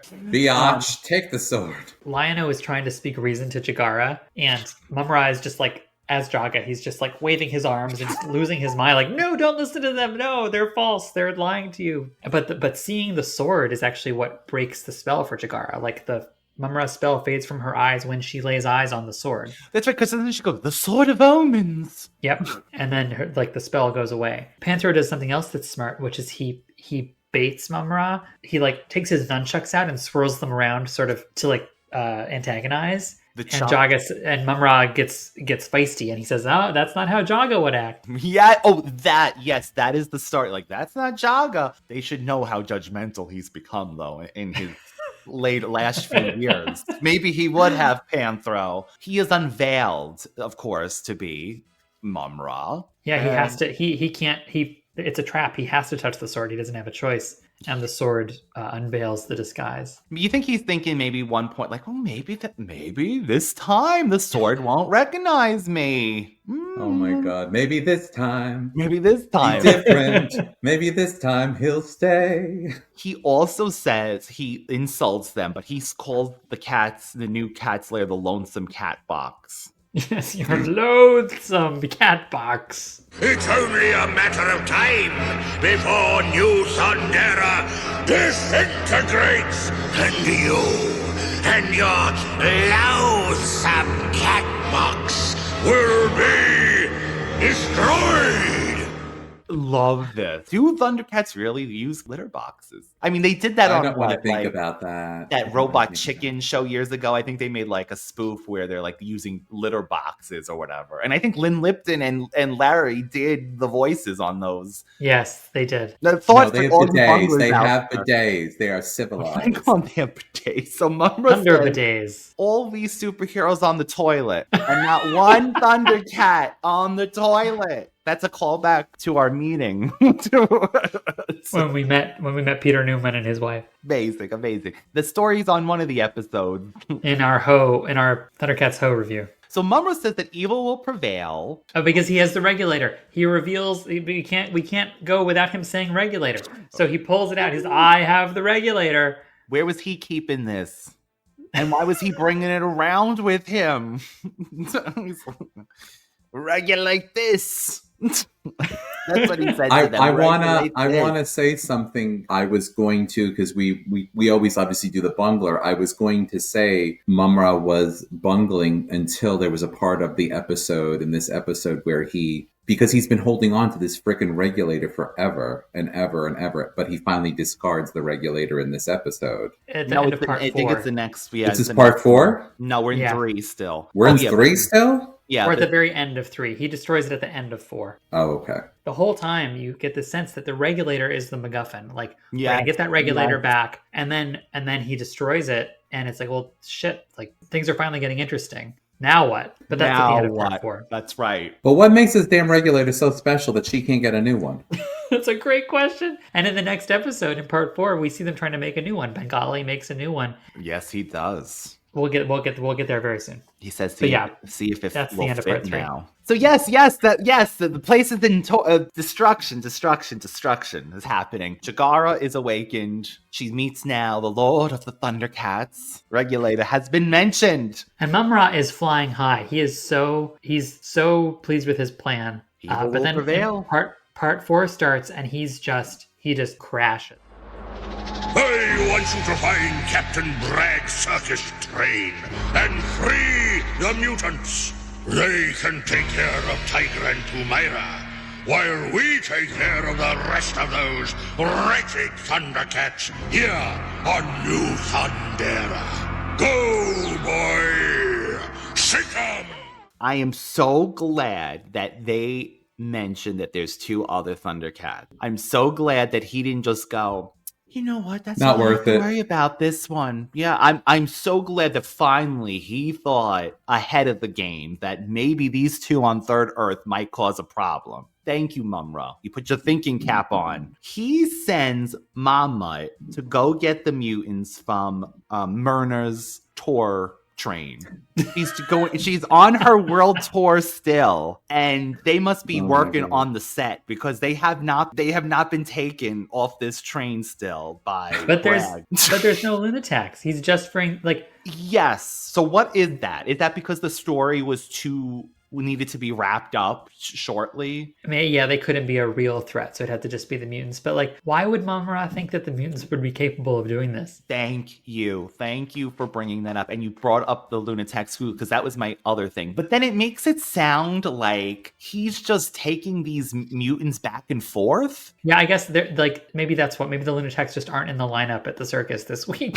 No, the Lunatics are making the famous Bragg's apple cider vinegar.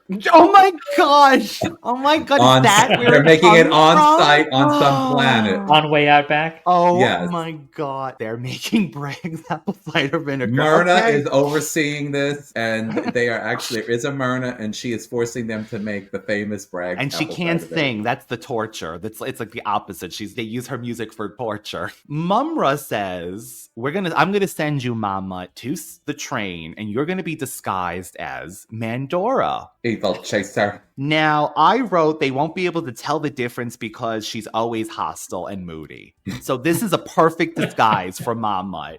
But what gives it away, as always, for us, the viewer, is, again, the ancient spirits of evil cannot do dental work. So Like you will AI. have a perfect vessel on the outside, but your teeth will be jagged and evil. And your eyes will be red, or in this case, your visor will be red. Your visor, yeah. They cannot do without the red. Clear eye, Mumm-Ra, clear eye. Mandora! What's she doing here? Probably just making sure we're still locked up in this blasted train. Look lively, mutants. Your moment of glory has come.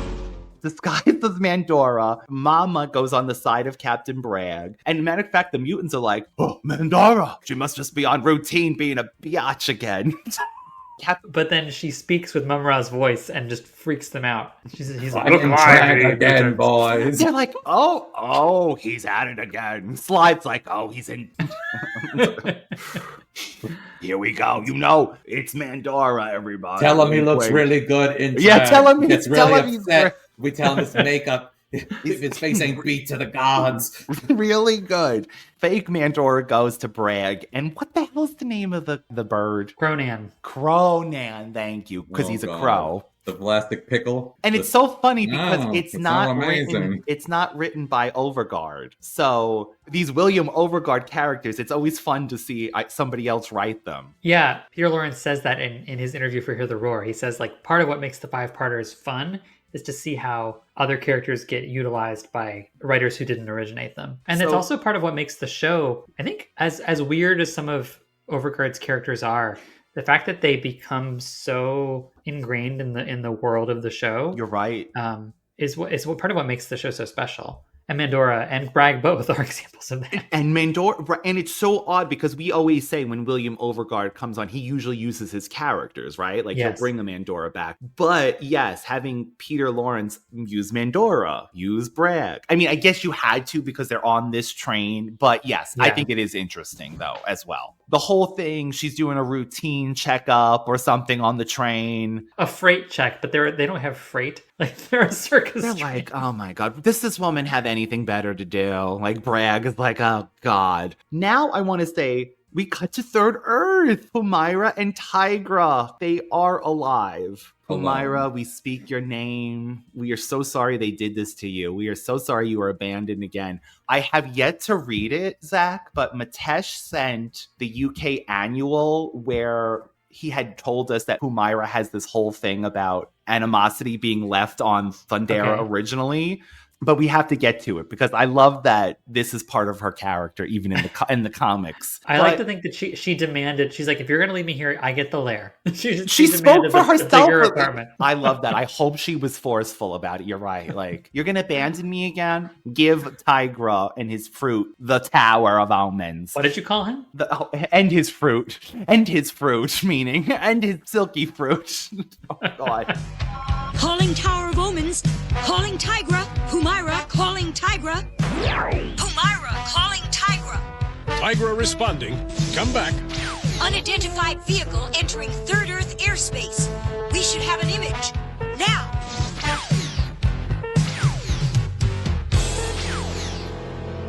Relax, Pumyra. That's just Captain Bragg bringing the circus to town. He must be on his way back from taking the mutants and lunatics to the zoo's who of bad guys on the island of way out back. Well, okay. Pumyra runs in from off camera, potentially thinking that she has a peaceful existence at this moment. And she tells Tygra, something's going on. There's something entering the atmosphere. And Tygra's just like, oh, no, that's Bragg again. He's coming back for another tour of Third Earth, evidently. So soon? And he's transporting the mutants. They must be coming. They want to see home. So he dismisses her. It's just Bragg. It's just Bragg. I love her reaction to this. I'd be pissed. Like she said, like the screen goes black and she just sits down in the chair and says, "Well, okay." You see? Do you see the torment you've given this woman? She has no purpose anymore. Oh, God. Is it Jackalman that says, who, how, why? Or is it... Yes. I love Jackalman. Who, how, why? All good questions, Jackalman. But who, how, why? Mumm-Ra, in the form of his projection, Princess Leia, R2-D2 projection. He says, "You are once again in my debt." And the mutants kind of go, "Oh, all right, what do you want us to do, Mumm-Ra?" Which they don't have to do. They could just go back into Castle Plunder and play cards and be happy. And stay on Third Earth, matter of fact, right? And actually put out their Halloween decorations. And my question to you is, unless it was done off camera, I asked Ryan, he never explains to the mutants where the Thundercats are, what Thundercats he wants them to go after, and where they actually are. He doesn't tell them, Tygra's over here and Pumyra's over there, and that's the only 2 Thundercats on Third Earth. He says nothing. He just basically sends them. He doesn't say anything to them. He doesn't say there's only 2 of them. They're easy to... He literally says nothing. Like, what was the point of that? But yeah, those off-camera things. You're assuming I'm assuming it's off. It wasn't done, but I would have been like, there's 2 of them. They're easy. You know their weakness. Blah, blah, blah. Pep talk. Bye. Get it done. Boom. There's no Sword of Omens. There's no Sword of Omens. Get it done. Chop, chop. But we don't see that. What we see is we cut to Bengali putting something into our faces. Into the camera's face, I mean. And this is when he says, "See if it will fit now." And then if this was just a visual, a non-visual and just a radio thing, Panther goes, "How's that?" See if it will fit now. How's that? And I say, yes. So, they're working on the lair still, right? The Snarfs are working on the lair still. And the heads break off. So nothing is working. This new regulator is not regulating. Yeah, they make a new regulator. But there's this suspenseful, it feels like a long time, like a long silence where maybe it's going to work. And then it really doesn't work. And it just explodes. And it's like the worst earthquake yet. Do you think Bengali was like, "You didn't let me fix the sword. And now I forged this and it didn't work. Oh, maybe they're rethinking. They should have taken Tygra." But yes, it does not work. But they mentioned that Panther, right, could do anything. Was it the kittens? They're like, he could build anything. He can fix anything, yeah, to Jagara. Because she's very concerned that they're not going to be able to fix it. There's no hope for new Thundera. Don't worry, Jagara. Panthro will fix it. He can fix anything. Can you, Panthro? The truth? This is a new technology to me. It'll take time to figure it out. And the one thing we don't have is time. And Panthro admits, he says, "This is a new technology. I don't really know what I'm doing. It's going to take time to figure this out." So it's a new ancient, though, technology. Yeah. Far more advanced, as we always say. It's far more advanced than... A few episodes from now, we see a little bit more of how the gyroscope gets maintained, and we get the sense that there's and it's an Overguard episode, so it's like there's a lot being I was gonna say, this is not the end of the gyroscope by any means. You get the sense that there's a lot of history, and that the gyroscopes, there is institutional knowledge in the galaxy of how gyroscopes work and how to maintain them. So they're a thing. We haven't really talked about it, but the gyroscope is it's suspended over a hole, and it has these diagonal braces that are that sort of hold it in, that are bolted to the wall. But there is one brace in particular that we sort of come to associate with the valley. Like when the gyroscope lilts to that side and hits that support column, or that brace goes into the wall or shakes or buckles, we immediately cut to the valley. So this is when Bengali's terrible regulator doesn't work, this, it did look really smaller. Didn't it look smaller and not as grand as the real regulator? That's true. It needed to be bigger. It needed to be a bit bigger, Bengali. That we see that diagonal brace, it really is buckling. So this is the worst quake we've seen yet. So in the meantime, the mutants attack Snowman on Hook Mountain and Snow Meow. And I love when Snow Meow has to do his journey from Hook Mountain to the cat's lair. To cat's lair, Snow Meow. Tell Pumyra we need all the help we can get. He runs all the way to Cat's Lair and he gets Pumyra. And I love how Snow Meow puts his paws up on Pumyra, and they have this moment, and he at least alerts her that and she contacts Tygra, I want to say. And smart, thank you. She says, "Hold on, let me tell Tygra where I'm going," instead of the rest of them just run off and not explain anything to anybody. Thank you, Pumyra. Pumyra. Yes, Pumyra. Snow Meow! Steady, steady, boy! What's the problem? You want me to follow? You got it. But let me call Tygra first. Tygra contacts the real Mandora to save Bragg. By the way, we didn't even mention that they just throw Captain Bragg off the train and he's just floating in space. Plummeting down in space with Cronan. Breathing in space. Well, they're close enough. They happen to be close enough to Third Earth that he just sort of falls into the atmosphere. Like he gets pulled into the but somehow, of course, they can breathe in space. We know this. Mandora also is the real Mandora, but she's always on duty. But again, very light lipped in Mandora in this episode, possibly due to the sped up audio, possibly. So he calls her, and there is a police code. He says we have a 1523 in Space Sector 4. There's a specific police code for like someone falling through the upper atmosphere. Did he have to check the book, the reference book? No, Tygra just knows the book. Oh my god. Oh, how did we forget, speaking of book, forget that fake Jaga shows Jagara the Book of Omens and it has photos of each Thundercat. That's on not Mumm-Ra and Tygra. It's only the Thundercats that are on New Thundera, and they're in this book. AI helped him write a book overnight. And she doesn't seem fazed by that. Like, does that mean that the Book of Omens, that the pages change? And they have mugshots. Yes. Actually, Book of Shadows. That's exactly, again, oh god, Charmed. I feel like it evolves and it adds and it does change. It's mystical. That's true. Yes. Great point. Oh, and there was also etchings, not just of them, but of their weapons. Isn't there an etching of like Lynxo's light shield and Chitara's staff? So it's really up to date. Yeah. Like it's up to date. It shows Pumyra sitting like this on the next page, just like looking up at the sky. Like, yeah, that's me.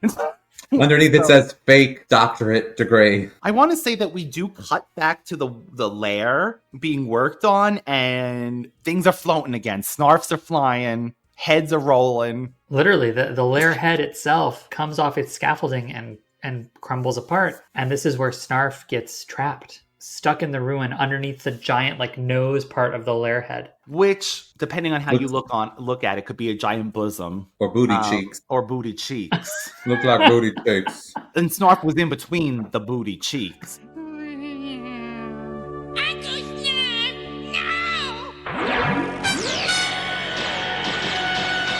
Danger! You're telling me? Sword of Omens, give me sight beyond sight.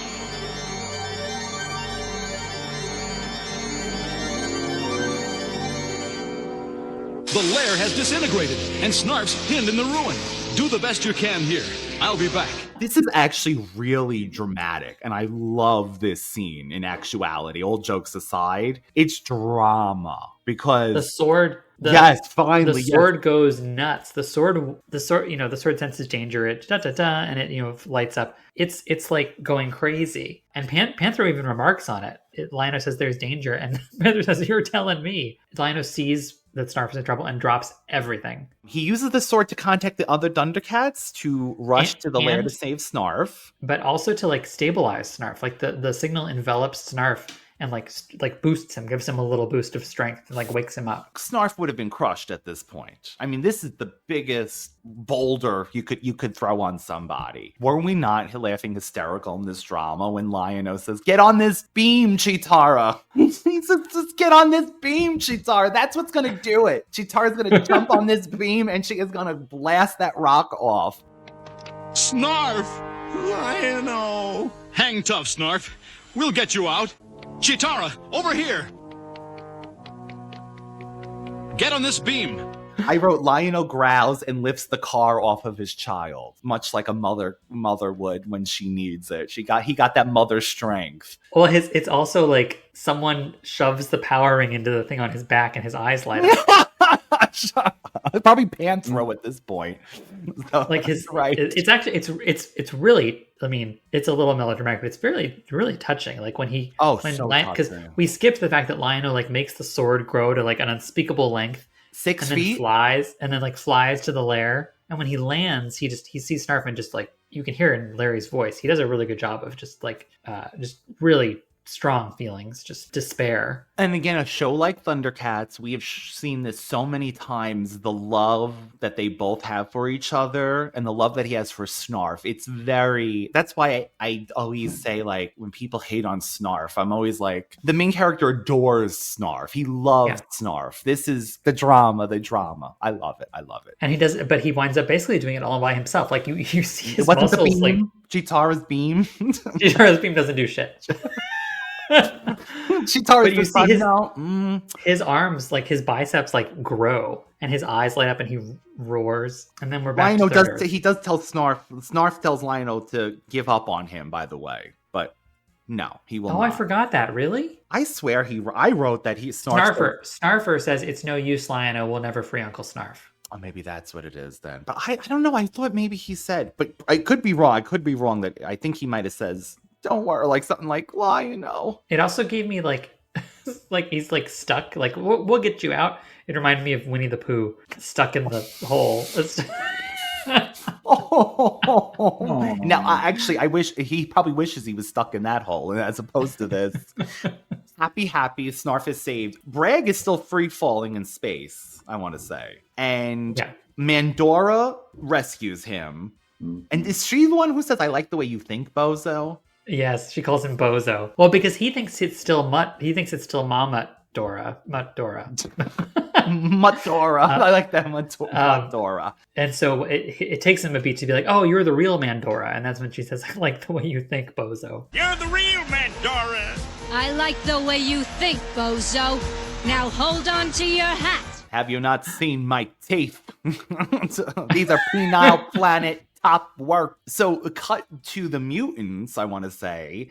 On Hook Mountain, a battle is still raging on. Who makes the giant snowball that envelops? Pumyra. Was Pumyra's last episode as well? Yes. Pumyra, you went out with a bang, girl. It's also the mutants. Apart from Vulture Man, it's the mutants last episode. Yes, we do see Vulture again. He has one more emanciation. Oh yeah. I know that you've been waiting for me. You've been in town. So Pumyra's lab. But thank you for making her smart, capable. Thank you for having her call Tygra and communicate like David said. So smart and not just run off like exactly like David said, like they usually do. Oh, let me just run off and not tell the other person. Yes, Pumyra, you were working that day. If only we had a song to honor her.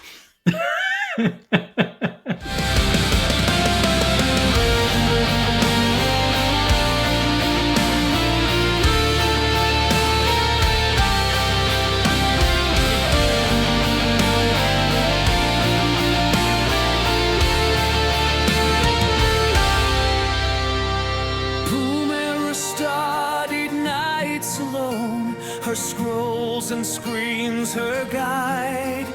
She earned her badge, she passed the test, but still she feels denied. The stars can change, but truth remains. Some wounds are meant to bear.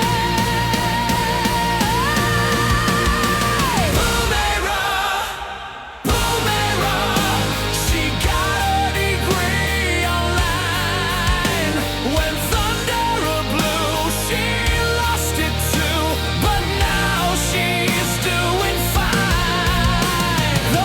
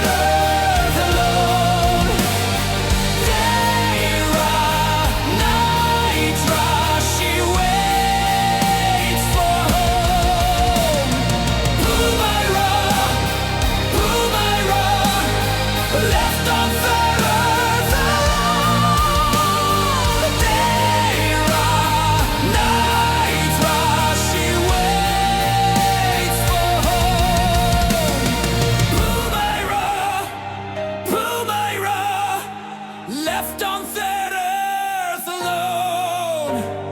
Day-Ra, Night-Ra, she waits for home. Thank you, Pumyra. Thank you for your service. You will never be forgotten. We will live on for you, Pumyra. We will live on for you and Tygra. They are captured in the giant snowball, I want to say. The mutants. It's very Looney Tunes. It's like Pumyra. It's perfect for them. Pumyra uses one of her. She flings one of the like pellets or balls from her sling, and it wraps around the nosediver, which then crashes into the snow and starts rolling and makes a big snowball. Vulture Man runs. He's flying low, and he runs into Snow Meow, who like runs his claws along the flying machine, which is I realized watching it back yesterday that this is like, it's like a full circle for the flying machine, because we first see the flying machine on Hook Mountain in Lord of the Snows. That is such a And so great Snow Meow point. finally gets to destroy the flying machine. That is such a great Yeah, right? Vultureman falls into the snow, and he looks up between his legs and sees the snowball coming towards him, and it gets him. Oh no, wait, I'm wrong. I think he starts running, and then Monkey is just standing there staring, dumbfounded. Yeah. And it gets him too. And then it flings off a cliff, and Jackal-Man has crashed because Tygra got him with his whip, I think. And he looks up and he sees it coming, and he dances around and like he's gonna catch it, but it just crushes him, and it bounces and then rolls down the hill. And somehow they've got the circus train back over here from Castle Plundar. Like they must have made a little detour, Mandora and Bragg, and picked up the circus train. Which, by the way, I love this little detail that Bragg is so thankful that he wants to give Mandora tickets to the circus. And we find out that yet again, Mandora, she leaves. She does not want any part of anything, and she is never off duty. That is the best. She is Inspector Gadget. I'm always on duty. Yes.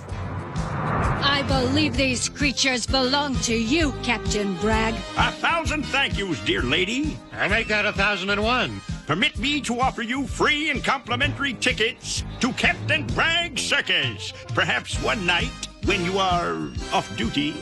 Pal, I am never off duty. Also, the best excuse ever for not doing anything. I'm always on duty. I don't want to do anything that no parties, no. I mean, would you want to go to his circus? I don't even know if I would want to be with Mandora. She's a little bit of a, I don't know if she would even I be think fun. when she's alone, when you got her one-on-one, I think she's a little different. She's a little dry. Her sense of humor is probably very dry, but she's probably very, you go out with a beer, hang out with her. She loosens up a little bit. she takes her visor off, lets her hair down a little bit. Tequila makes her visor come off. Yeah. Do you think she has one big eye under there? Can you imagine she's like a cyclops? Can you imagine? Oh my god. That's why she never wants to take the visor off. You're not ready for what's under here, Thundercat. Is that how we end? How do we end this episode? Still drama? No, there's a few things that I. Well, like what happens after? We've got. They're captured. Yes, they're put back on the. They're captured, and then we have to talk about the final showdown at the dreidel. No, wait, in part 5. Yeah, I was going to say that's not in here. Yeah, no. At this point, it's just a wrap up. So so Snarf is somehow he got crushed by that boulder, but came out just with a broken arm and like a bump on the head. All the areas that were not under the rock. Yes. So that body is stronger than you think. He says that the Snarfs have thick skulls, which I suppose is true. Like he's very stubborn. Snarf. I actually believe that. Yes. And then we find out that the gyroscope, they did manage to stabilize the gyroscope. That Bengali, fixed up his tiny regulator and got it working again. Also, there's a little animation thing here where Bengali's eyes change color. Ooh. They go from blue to red and back to blue again, I think. A little Mumm-Ra in there.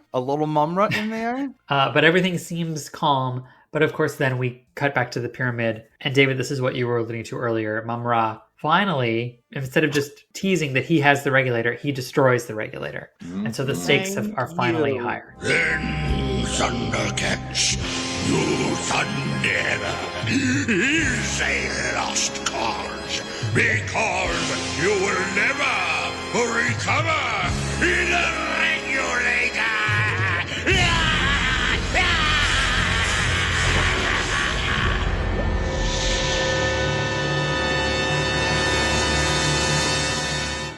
had enough use of it. He used it out. He wore the batteries out. He throws it into the cauldron. And it melts. And now it will never be. And that's it. They're done for. They'll never survive this. And I think there's another bad earthquake now. I'm not sure. I can't remember. But certainly when we start I was part just 5, gonna say, right, that it's like it begins with, right, an earthquake. Yeah, and everything lair is bombarded again. It's just a pile of rubble, and clearly no work has happened since Snarf got injured. Thank you. And everyone is in a really bad mood. There's no point in starting to build a new lair again. Every time we put up a wall, Mumm-Ra just knocks it down again. Because honestly, at this point, if they started up again, I would say, are you all crazy? That's what Linkso does. Linkso says maybe we should abandon New Thundera. And I was with Linkso. I was with Linkso. Let's take a vote. But isn't this when the Thunderian refugee guy speaks up again and says that there's more refugees coming, that we can't, like, essentially... But why? And this is when, off camera, Ryan and I talked about this. I said, couldn't the Thundercats be sending out radio signals to different places? Hey, this is where we are. This is what's going on. And couldn't they have been doing that this whole time? Even, what about a satellite? I mean, it sounds crazy, but what about even a satellite in front of New Thundera that has an arrow that's like, go here because this planet... A sign. Go to that straight to third. And I even thought about, in Mandora's travel, has she not ever seen any other cat people? In all my years, I've never seen it. I've only seen ones with tails. It's interesting because the Thundercats, for them, Third Earth was home for a very long time. So, like, if Thundera really were uninhabitable, they would still feel like they had a home on Third Earth. But you're right, David. Right. Tor, the refugee, speaks up and says, like, Thundera is our home too. And that's when Chitara also jumps on the bandwagon and agrees. She says, we've defeated Mumm-Ra before and we can do it again. But we haven't, Chitara. We haven't, because he comes the next day. Like, even in the trial of strength. No, it wasn't the trial of strength. The trial of evil. He's back. He's back. No, Chitara. You couldn't even defeat him with the Star of Thundera. No, you blew up his house and you still didn't defeat him. They just built a new house. That's it. It is time to pay the drink beneath another visit to enjoy the final destruction of Jagara's gyroscope in person. We have to go to the great beneath. Enough is enough, Lion-O says. Yes, Lion-O, enough is enough. What is happening? Because this is Mumm-Ra's mistake, I think. He's getting impatient. He could just do nothing. This week is almost over. This week is over. 5 days. And so he goes back to the Great Beneath to finish the job. But and in doing so, he makes he destroys the entire control system. Like, he just destroys all the controls, and the gyroscope goes crazy. And this is what pushes Lion-O over the edge. There's another massive earthquake. More people get hurt, and Lion-O is pissed. And this is the part where he picks his favorites. He just calls out Panther and Chitara's names and says, "Let's go." And that you think Bengali is like, you don't say. Panthro, Chitara. Chitara, ho! Panthro, ho! This has gone on long enough. Come on. Don't you want your strongest warriors with you? But you know what? Bengali's really great. I love him, but he's not the most seasoned warrior. But Linkso is proven time and again that he can overcome anything, basically. Linkso. He's hurt, though. Linkso's been injured at this point. Mumm-Ra now, yes, is in the Great Beneath. And he also puts a force field around, so no one can enter the area. And it works for a little while. It does, yeah. Fool Jagara! I see everything! You will not meddle again! So is this the part where David and I laugh? Like, this is my favorite we've part. Never laughed in the world before. This is my favorite. This is my favorite part of the whole 5 parts. Jagara was gonna beat him with a pipe. This is when she goes from Marilyn Monroe to Marilyn the Hoe. Yes, you're right. Marilyn Monroe, so like docile. She goes from Jennifer Lopez to Jenny from the Block. You love this moment too because you're like, yes, someone Finally. is trying to do something at least. Like, and you don't usually see this violence. Everything is a weapon. Everything is a weapon, my friends. But never mind that she's supposed to be some kind of sorceress. Yeah. She just grabs a pipe and is gonna. She's like, I got some magic right here in this pipe.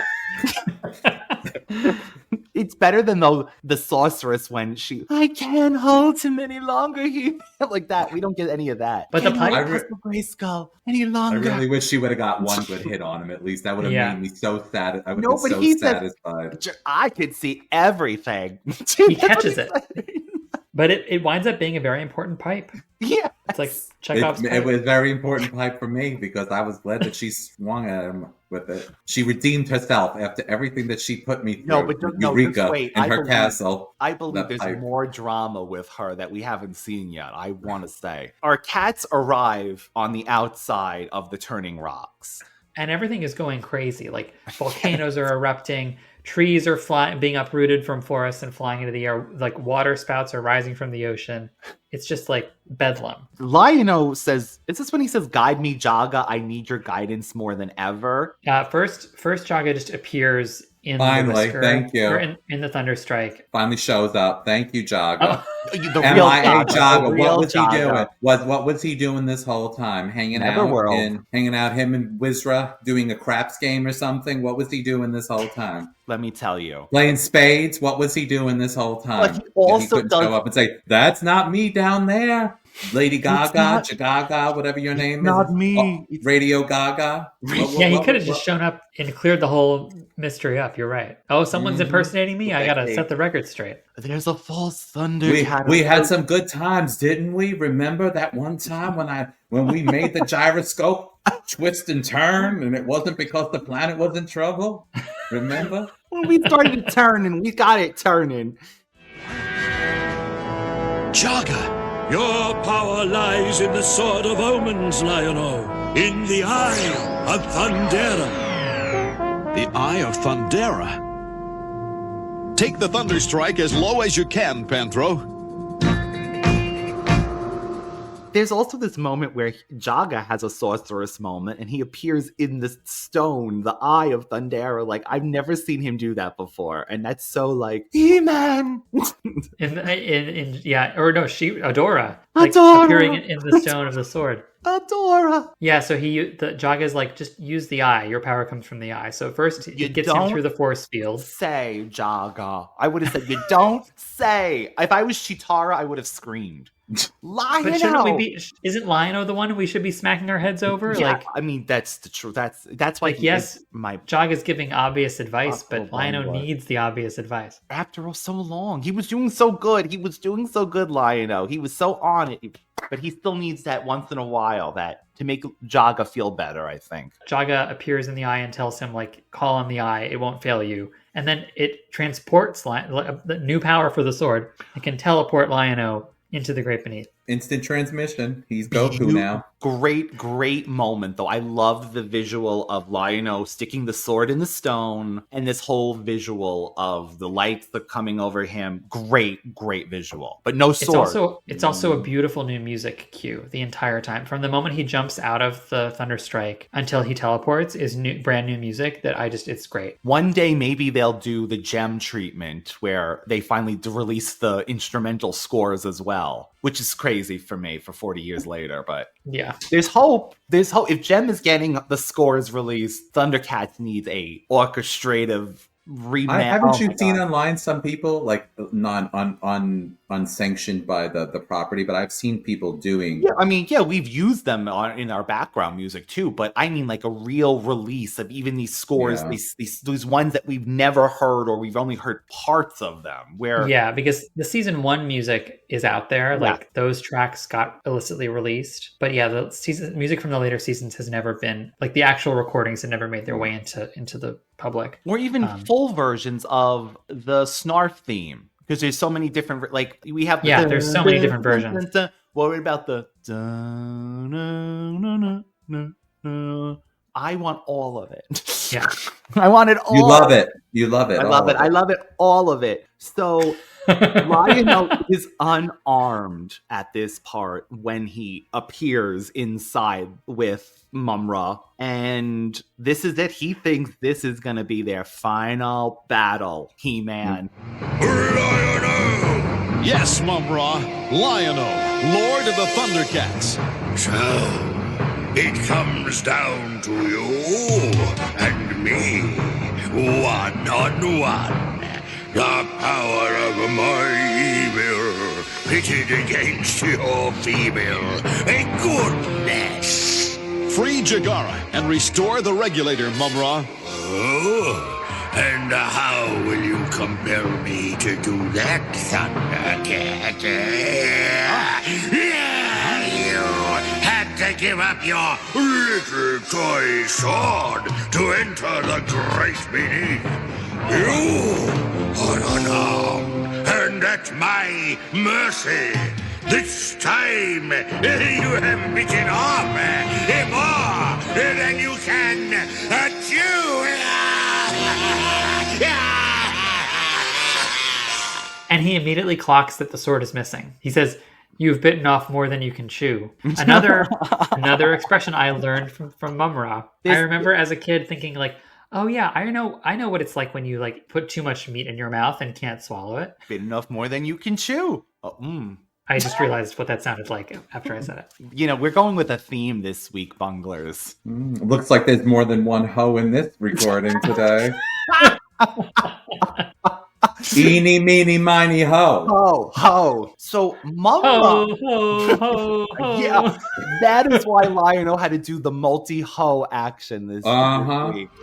See if it will fit now. The Sword of Plunder can appear in Mumm-Ra's hand now at will. It's like, and I love the Sword of Plunder so much. Like, give me the spinning action. Spin that blade around. Buzzsaw Hordak. Give it to me. And they have this battle. They're battling, but Lionel doesn't have anything really to fight back with, right? He slips on the pipe. Oh my God, that's...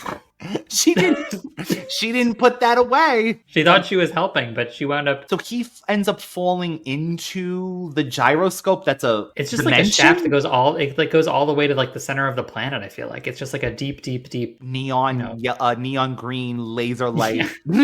Speaking of Disney World, it's like Space Mountain. Space Mountain lights. That's what you see in there. But Mumm-Ra is so delighted with himself. He's laughing so hard to himself that he doesn't notice when Lionel wakes up and escapes. So as Lionel is plummeting down, he uses the claw shield, which attaches to something. I would have thought I was hurling down in a black hole of some kind that wouldn't have reached, but it does. Does he attach to the actual gyroscope? There's those support pillars with giant balls on top that it collides with when it tips. Again, things that we come to associate, we associate them with like the ballet of like, and it's funny, you can see it on Lionel's face. Every time the gyroscope hits one particular area, he gets this like look of anguish on his face, and then we cut to an earthquake at the valley. So he knows that it's the things that are happening here are bad for what's happening at home. Things are not, things there must be really bad. And also he says, I guess this doesn't affect him at this point, but does he say a new fact? Gravity doesn't affect Mumm-Ra. Yeah. Just in case and this is where David said originally Mumm-Ra defies gravity when we were watching it. Now, Lionel calls to the sword, which is almost like it turns into a She-Ra sword it turned into like a drill, the sword, and digs itself down into the core, the planet's core. Thunder! Thunder! Thunder! Thundercats! Ho!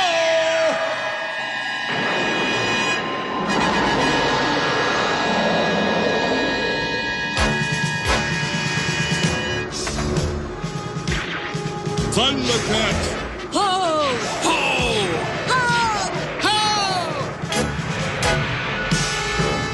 And Mumm-Ra actually says it basically by the time you get the sword, it'll be too late. Doesn't he say something to the effect of that? Does he say that? I think he just said everything was like, he just basically, because he was talking about the regulator. I think he was just saying everything is too, it's like, it doesn't matter because regulate this. Because even at the end of this episode, he thinks, I believe, that he won. So yeah, he thinks this is all going to be taken care of. Lionel, I wrote shines the signal. A slide. A slide, yes, a slide. Slide down my rainbow into my cellar door. First, they do like a little duel on the balance beam of the gyroscope, like a little one-on-one sword duel, and Mumm-Ra slips. Very Star Wars Episode 1.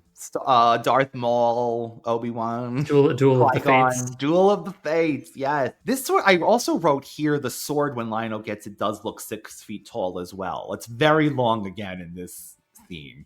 The length was growing. Maybe that was part of Char's whole revamping of the sword. It gets even longer, y'all. So, you thought that was impressive? Well, 4 hands is better than 2, I guess. Oh my god. He is. He has 4 arms. Oh my god. Stop! Stop! No time for that, Linkso! Nope! No, sir! Gotta keep running! Keep your head up in the hole! Stop! I said stop! It's ended! We're safe! It's safe! It's done! Uncle Arthfish, we're safe! We're out and we're safe!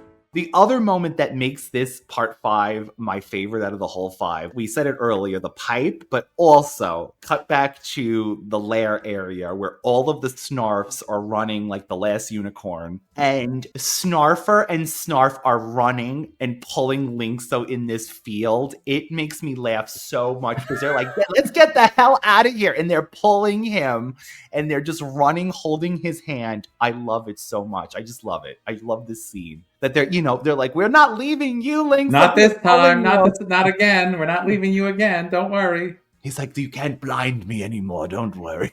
He's like, it's already over. Don't worry, my furry friend. So, Mumm-Ra leaves. Once the other Thundercats show up, they all attack Mumm-Ra together. It's a really cool, like, it reminds me of at the end of the transfer when they're on top of the pyramid and they're all firing at him from different directions. It's sort of like that. Like, everyone has their different weapon and they're all firing on him. Pellets included. Pellets at the end while he kicked that. And then Mumm-Ra does something that he should have done on Monday, which was the entire gyroscope, the whole thing, is held up by a single cord. Yes, a thin cord the whole time. So he just snipped the cord and the whole thing falls into the pit. End of gyroscope. He should have done that on the very beginning. It reminded me of when you go to a museum and they have dinosaur bones strapped to the ceiling with that thin cord. That was the cord. It could have been cut 100 times. Yes, it's one of my bungles. Thank you for bringing that up. And he's off. He says, my struggle has exhausted me, but I defeated them, Mama. It's over. They are never going to be seen again. This planet was going to blow, though. Was he just going to blast off again in the Mumm-Raft? In the Mumm-Raft, probably. There you go. Did we say they ride it down? I don't even think we mentioned, but yeah, they do slide down that for to get in. The Thundercat signal is like a slide, and they all slide down, and they leave the Thunderstruck and the Whisker just hovering out there. So they have autopilot, I guess, like an auto hovering. Lion-O uses the sword. He throws it, and he he names everyone he can think of. Jaga, Thundercat ancestors, Eye of Thundera, Sword of Omens, do not fail me now. Ho! Called on the ancestors, yeah. The ancestors, Jaga, the eye, the sword itself. And just throws it into the space where the gyroscope was. Oh, we should also mention that Jagara wakes up and it's just her worst nightmare. Good for her. She's like, who are all these people I haven't cleaned? She's off the fruit finally. She's off. Her and Tygra. This actually regulates the machine? I'm so confused. It's very confusing. It doesn't make any sense. The sword itself becomes a temporary gyroscope, which stabilizes everything, and they've saved the world. But then in the wrap up, there is a real gyroscope that isn't spinning, that they're like hammering to Bengali and Panther are hammering together. This is I'm confused about. Yes. So that means there's a period where there is no functioning gyroscope. It's like heart surgery where you have to keep the heart going, I'm assuming, yes, to put the new one in. So that's what made me so confused. Yeah, I agree. It's confusing. But the Sword of Omens does actually magically get it going again. It becomes a gyroscope. New function of the Sword of Omens. Put Swiss that Army, on the list. Swiss Army knife sword. And to quote Matesh, it spun around like the gynomastia that we said that Chitara had. And the gyroscope, that's a lot of gynomastia going on in this episode. What is it, Marmot? We're home, Thundercats. We're safe and sound. And we're home. But I don't understand. You have failed, Mumm-Ra. And now you must pay for that failure.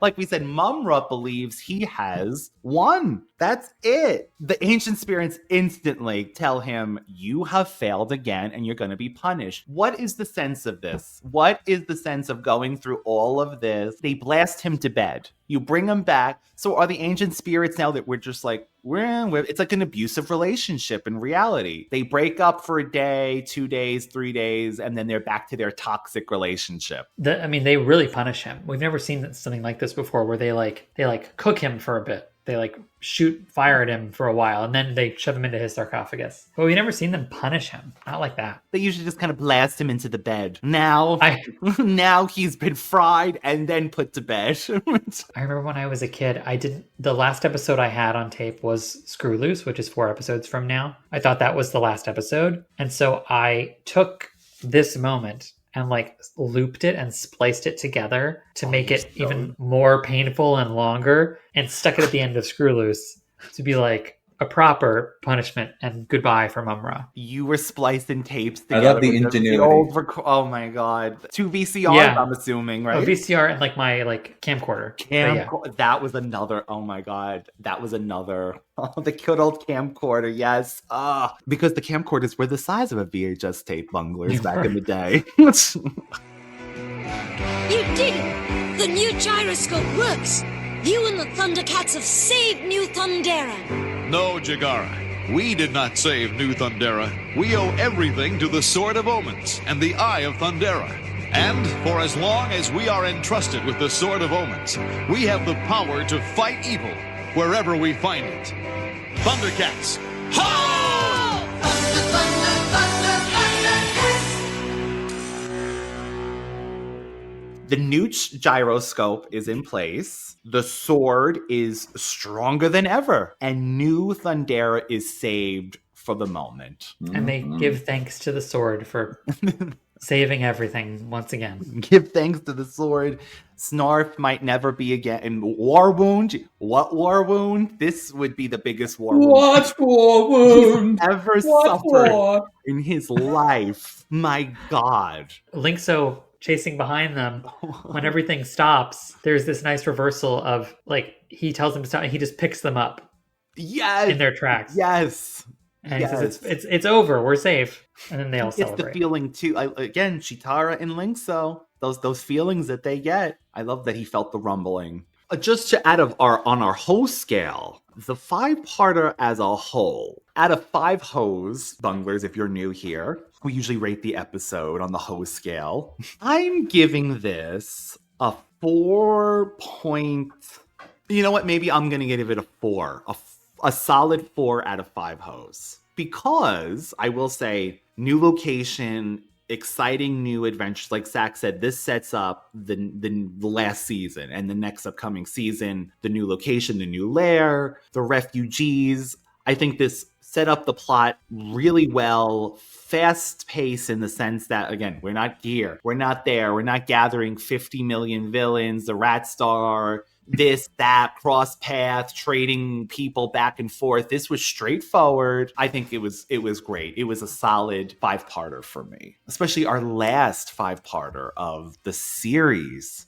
I agree with you, Ryan. I'm going to give it 4 out of 5. It's not perfect, and there's a lot of sort of slightly over the top ridiculousness with the gyroscope that doesn't survive much scrutiny if you really think about it, and it raises more questions than it answers. But it's so hard for me to separate my own attachment to it as like, of course, canon. I will often overlook the silliness in favor of the action and the themes and everything. And I think that there are enough really great moments and enough really good setup for what's to come. It's funny, now that we've talked about all the 5-parters, I wonder if we should rank them? But it's really hard because they're all so different. They are so different. They really are. I think this one is better than Thunder Cubs. And I think it's also 100%. And I think it's also better in some ways than Mumm-Ra Lives. Like the fact that it's such a structurally it's such a clear story. But no, ThunderCats Ho is probably still the best. I was going to say ThunderCats Ho probably because we get Bengali Pumyra links though. That is still my favorite, but yes, I agree. I like this better than Thunder Cubs so much more. Mumm-Ra Lives. Yeah, I think this would be my do we include, the Exodus, our first 5-part too, and like for the first 4 episodes? 4 episodes? Like a movie? I mean, we don't. Good. I mean, because that's really, it would be that, Ho, and then Return to Thundera, which was a name, we didn't even mention that, which was a name of a season 1 episode. Not to be confused. This is the part 1 through 5 version, though. And it has an exclamation point in the title. Is that that's the differ? Okay. I was wondering, I was like, what? First I was like, did I get that wrong? And then no. I think all the 5-parters have an exclamation point. I think that's like the funny coincidence. Oh yeah, Ho. Yeah, ThunderCats Ho has the Mumm-Ra Lives. Yeah. Does Thunder Cubs? Maybe not. Thunder Cubs might be the only one, but that's what makes it a 5-parter. The exclamation point. And a possible movie. What are you hoeing this, David? Honestly, I was teetering. I was going like a 3.8, maybe to a 4. It set up so much for the new season, and there was a lot of things I really liked about it, but a lot of stuff that kind of I feel like could have been condensed into less episodes. I also didn't think that the new refugees needed to be captured by anybody. I think that the planet possibly breaking and falling apart was enough, that I didn't need this new character, even though I feel like the new characters could have been set up later on. I think this new transition could have been like a 3-parter, maybe. They don't do that. They're like, nope, 3. And this this whole magic dreidel thing was cool, but not really for me. 3.8 to 4. So I guess I'll go with you guys and make it a solid 4 because there was a lot of stuff I did like. Yeah, I didn't think I needed a 5-parter for this particular thing, and I didn't need the 2. I didn't need Mr. 69, and I didn't need there's a few things I didn't necessarily need. The donut. Yeah, there's a few mess ups too, but there was a few things I just didn't think I needed to set up this new planet and this new reality. So that was probably why, and the whole back and forth with this gyroscope or whatever we're talking it called, it just. But still less back and forth than we could have had. Oh, no, I think it was very clear in many ways. I think the whole thing was very clear. I think it was much better than many of the other 5-parters. Yeah. I definitely think it was very concise in many ways. It wasn't that it was lacking per se. It was just there was some confusion and there was some things that I felt like were not necessary. And I think that once we knew what the problem was, there should have been some sort of resolution right then and there. I feel like there was kind of like, oh, we're going to leave the planet possibly falling apart in this part, and then we're going to leave it and come back to it. And it was like wishy-washy. It was like, I feel like there should have been a bigger resolution. And I think we could have used the Sword of Omens sooner because we know that's the magic tool anyway that was ultimately used anyway. There's a few things, but anyway, that's my thoughts. The resolution, I think, is the weakest part of the story for me. The Sword of Omens just becoming a gyroscope it's just a Deus Ex Machina. It feels like cheap. I also think that compared to, say, like Thunder Cubs, where the resolution, like the Mumm-Ra being the thing that they use to get back to Third Earth, is like, oh yes, that's a thing that was already established. Like, yeah. I also think that for all the words I spent talking about how this sets up the season, the introduction of Char, the introduction of Two Time, the refugees, all those things only really appear one other time in the next 20 episodes. Like Two Time appears one more time, Char appears one more time, Tor appears one more time. So it's set up, it feels like setup, but when you actually look at the episodes to come, there isn't a whole lot that was set up here. I mean, the biggest thing is they went to New Thundera. It's reminiscent of the old planet because it's the same thing, like the planet reformed, and that there are possibly people from this original planet that's reformed coming back because they know that it's reformed. That is the whole storyline for me. Whatever happens else is just going to happen, but we already know that they're coming back to this planet, and that's already been set up. That was set up last season because we know they were coming this way. But you know what it is? It's probably they get the order. I'm assuming they probably feel like a 5-parter. It eats up a chunk of that episode order, right? Yeah. So I'm assuming it is that. While a lot of this stuff could be done technically in one episode. Little things like growing up, I remember distinctly being in 5th grade and saying, oh my God, they're going back to Thundera. And it was a 5-part adventure. I was so excited every day. So again, it might just be whatever, just the youthfulness and, you know, the first time you're watching things. But I appreciate it for what it is. It was entertaining. It wasn't like, oh my God, I'm not like dissing it, but it's... No, but it could have been better, of course. But if we're being honest, I am so excited that we do have an additional 20-something episodes. Oh, yeah. Left? 15. 15. Oh, 15. 15 episodes. Aww. We have one more thing to do, of course, and that is who are our biggest bunglers? Is our biggest bungler? What is our who, what, and how is our biggest bungler? Where? Why? Where? Who, with what, and how? You are a worthless, bungling idiots! Bunglers! You bungler! Once again, you have failed. You bungled it!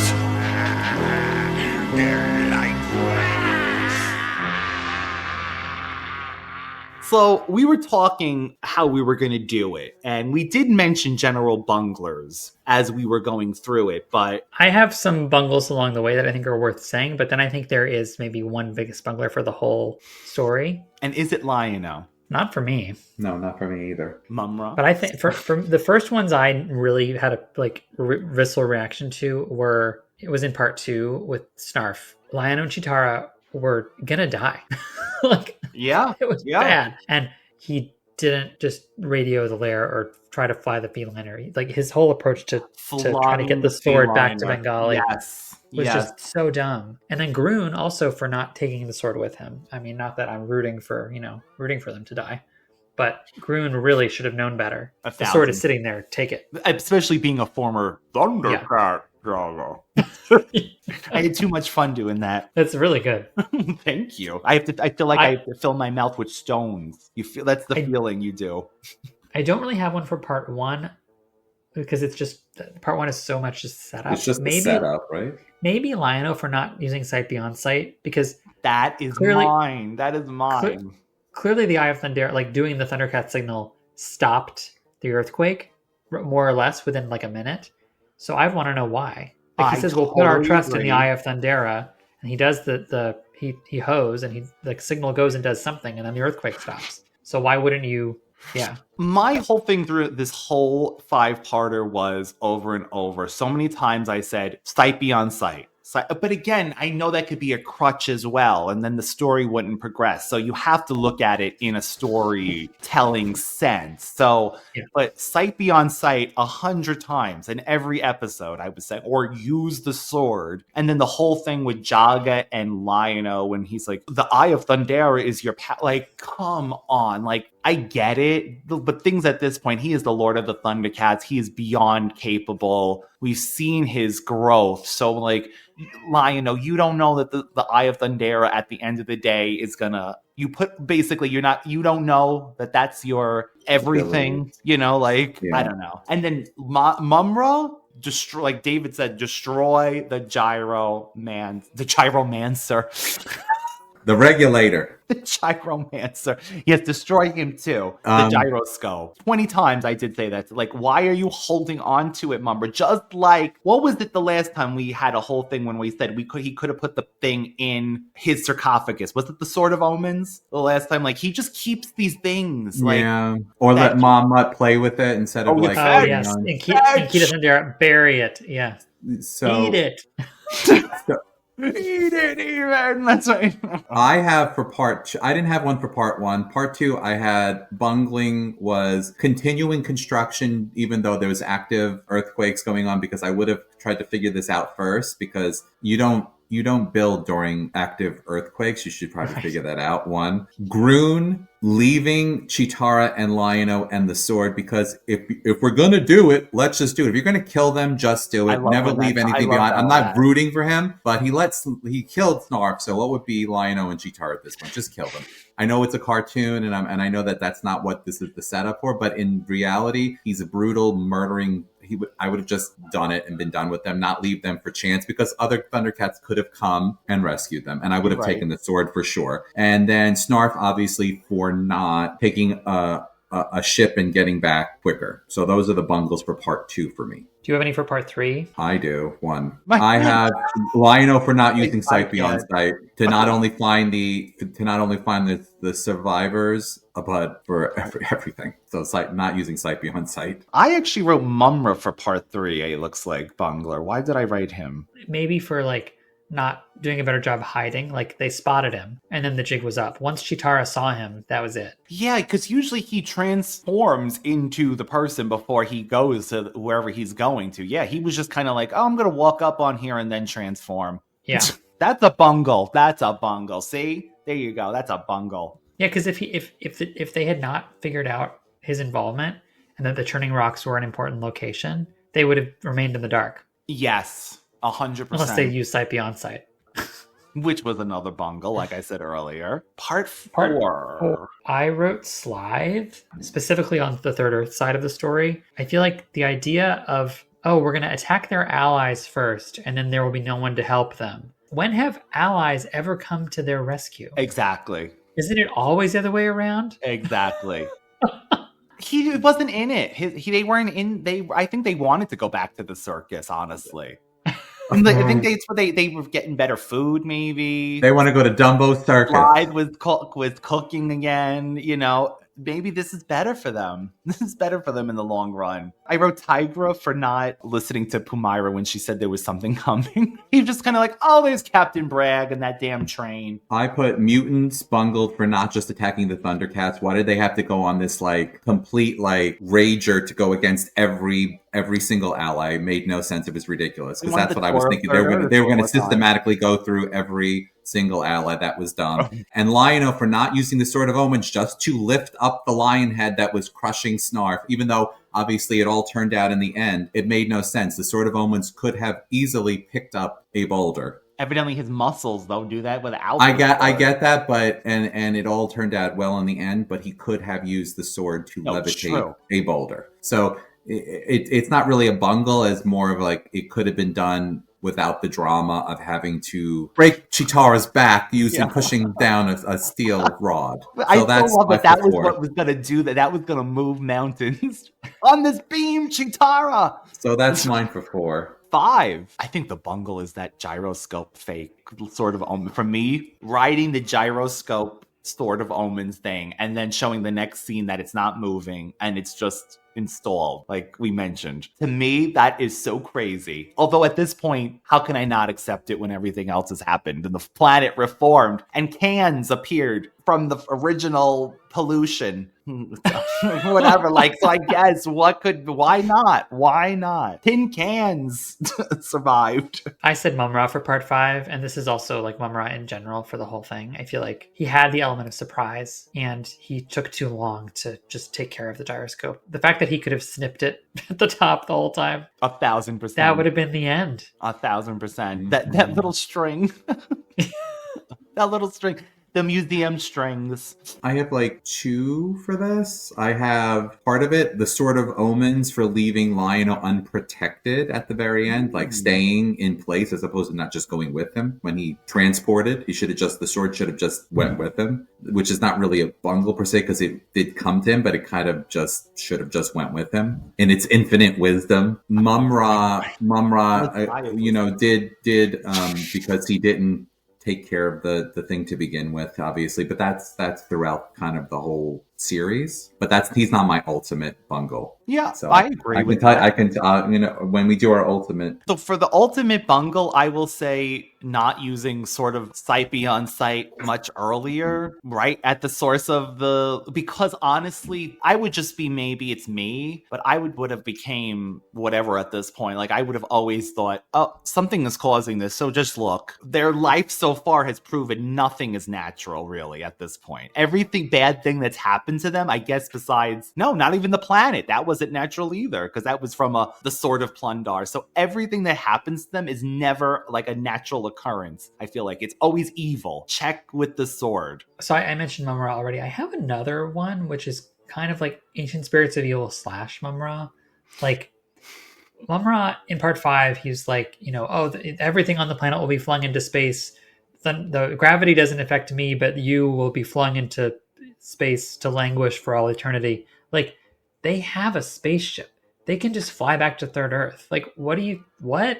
Like, if your goal is to rule Third Earth, why not let them stay here? There's nothing keeping them there if it really is uninhabitable. If they had done what Linkso suggested and left, that would have thrown him for a loop. His whole plan was that they would be there and be stuck there and die there, but they would just go back to Third Earth, where he really doesn't want them. Totally. So their vengeance, their desire for vengeance, I think is also a bungle. With the element of surprise, he could have gone back to Third Earth and quietly rebuilt his power, quietly taken out Tygra and Pumyra, fortified the planet, made it impossible for them to return. But following them to New Thundera maybe was a bungle in itself. I said that the spirits of evil are the ultimate bunglers. The fact that nothing has changed, and the fact that they think something will change. First of all, the fact that they think that their representative is going to do anything different, Mumm-Ra, and the fact is that the Thundercats have proven they're very resourceful, and that the Sword of Omens, for example, is very powerful and regenerative and very resourceful.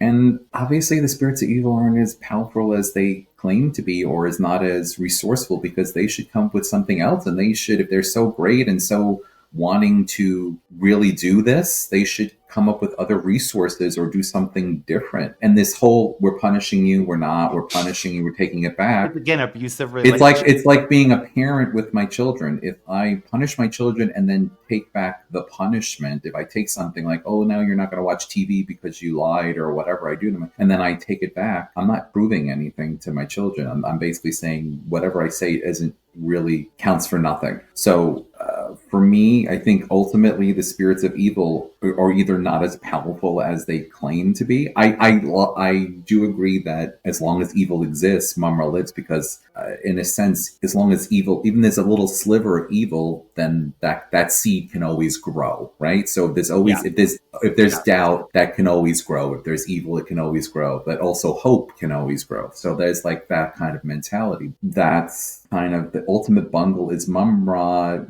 with the spirits of evil, but the spirits of evil ultimately, because they should have come up with something new, different. And honestly, like Zack had kind of referenced earlier, their need for revenge is also their downfall, because they could have let the Thundercats go to New Thundera. And Third Earth, honestly, does not mention that, right? Well, here's the thing. Does not everybody do we not remember that Mumm-Ra was sleeping for a long time? The Moria Maidens were doing their thing. The Burbles were doing their thing. There were no mutants. So why wouldn't Mumm-Ra and the evil spirits of evil, just let the Thundercats go to New Thundera and let Third Earth sit where it was, like neutral? Why?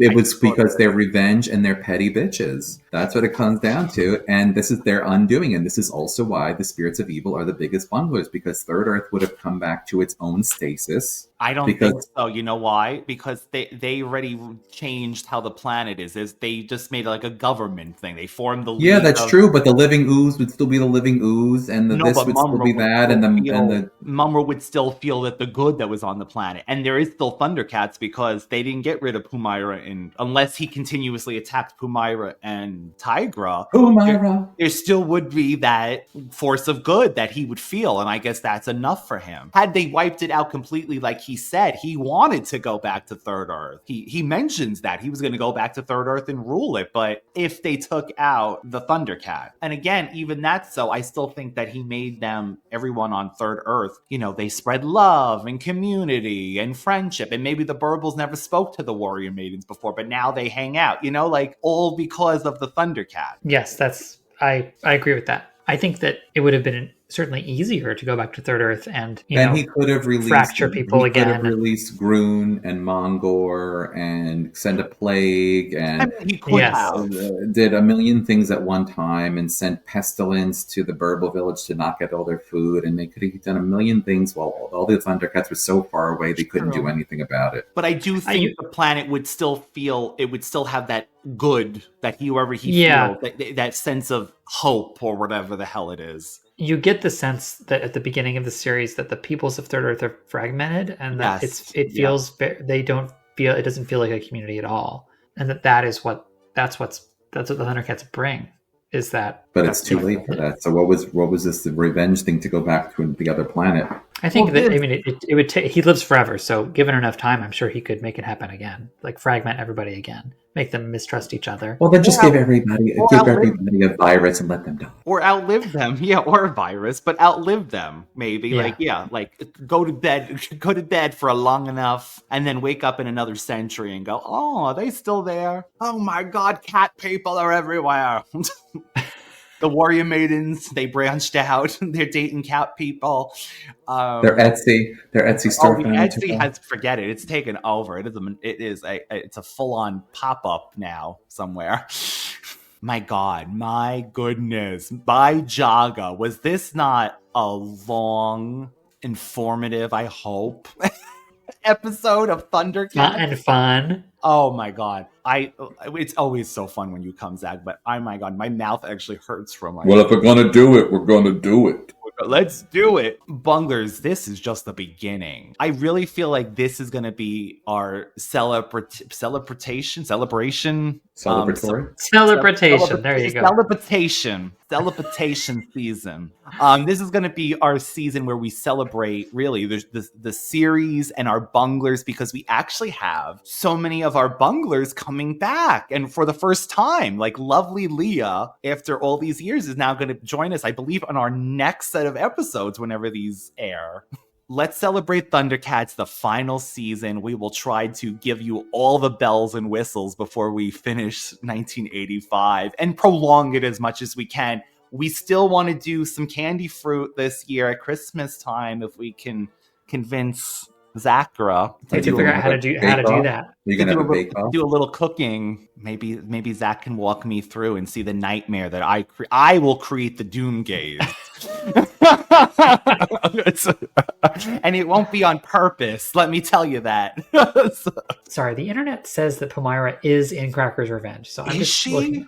So should we say Bunglers? On second look, Zack actually, he did confirm, because he did you did think there was slightly another appearance. So can confirm Pumyra does have another flash of an appearance. Yeah, her final appearance she does have one later in the season, just one brief scene. So we've not quite seen the last of Pumyra. So this is a soft goodbye. Yes.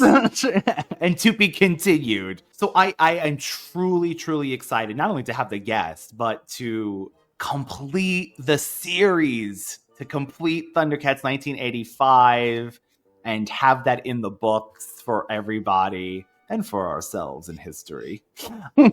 Zack, thank you so much. This would not have been as in-depth and fun. We just had a blast doing this with you. I'm glad. I had fun too. I had fun revisiting these and rereading my old reviews. If you want to laugh, they're still on the internet. You can go read them. No, always a lot of fun. They are a lot of fun.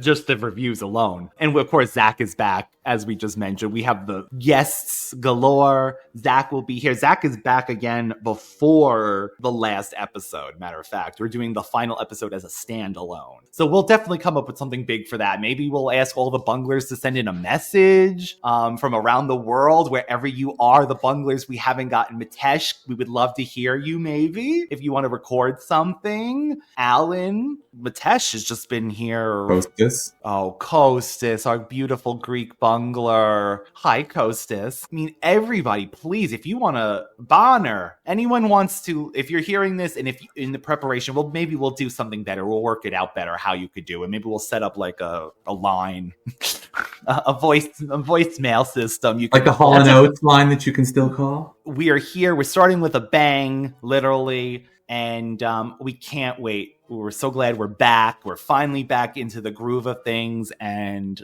thank you again, Zack. We love you. So thank you for being here. Thank you. I mean, it's been a long summer with no Thundercats, so this was great. I would love to say that we were vacationing, but no. We were running in our dreams from a psychopathic murderer with fingernails. And it's still not done. I'm still editing things that have to come out still. So yes, our summer was a summer of never-ending summer. Of so many sequels. So many sequels. And TV shows to match. Oh my God. You can always find us on ThunderCats Reviews 1985 on Instagram, as well as the Radical Retro Rewind podcast. One word. Universal Appeal 2020 for David. I guess it's that time. It's been a while. It's been months. We have confirmed, though, there actually was 3 hoes this week. And I know, it's like Dream Girls. Yeah. There were 3 hoes. there was 3. There was always 3. Thundercats, ho! Ho, ho, ho. Ho, ho, ho. And you a ho, and you a ho, and I'll be a ho too. But... Echo hoes. Echo hoes. Ho, ho, ho, ho, ho, ho, ho, ho. Who you calling a ho? I'm calling you 2 hoes. Guilty. And you good hostesses. I am the host. I was very guilty this week, actually, so yes. The stars can change, but truth remains. Some wounds are meant to bear.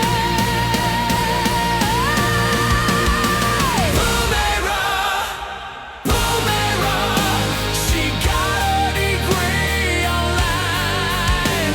When Thundera blew, she lost it too, but now she's doing fine. The medical degree won't set her free.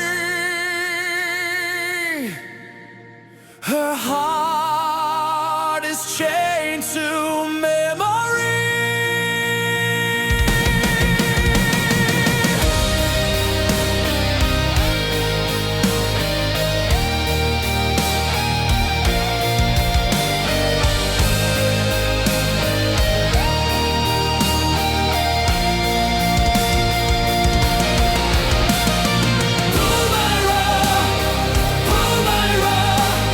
Left on that earth alone.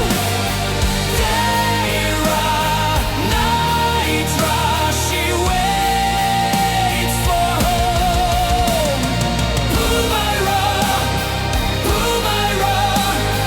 left on that earth alone. Nitra, she waits for home. Pumyra, left on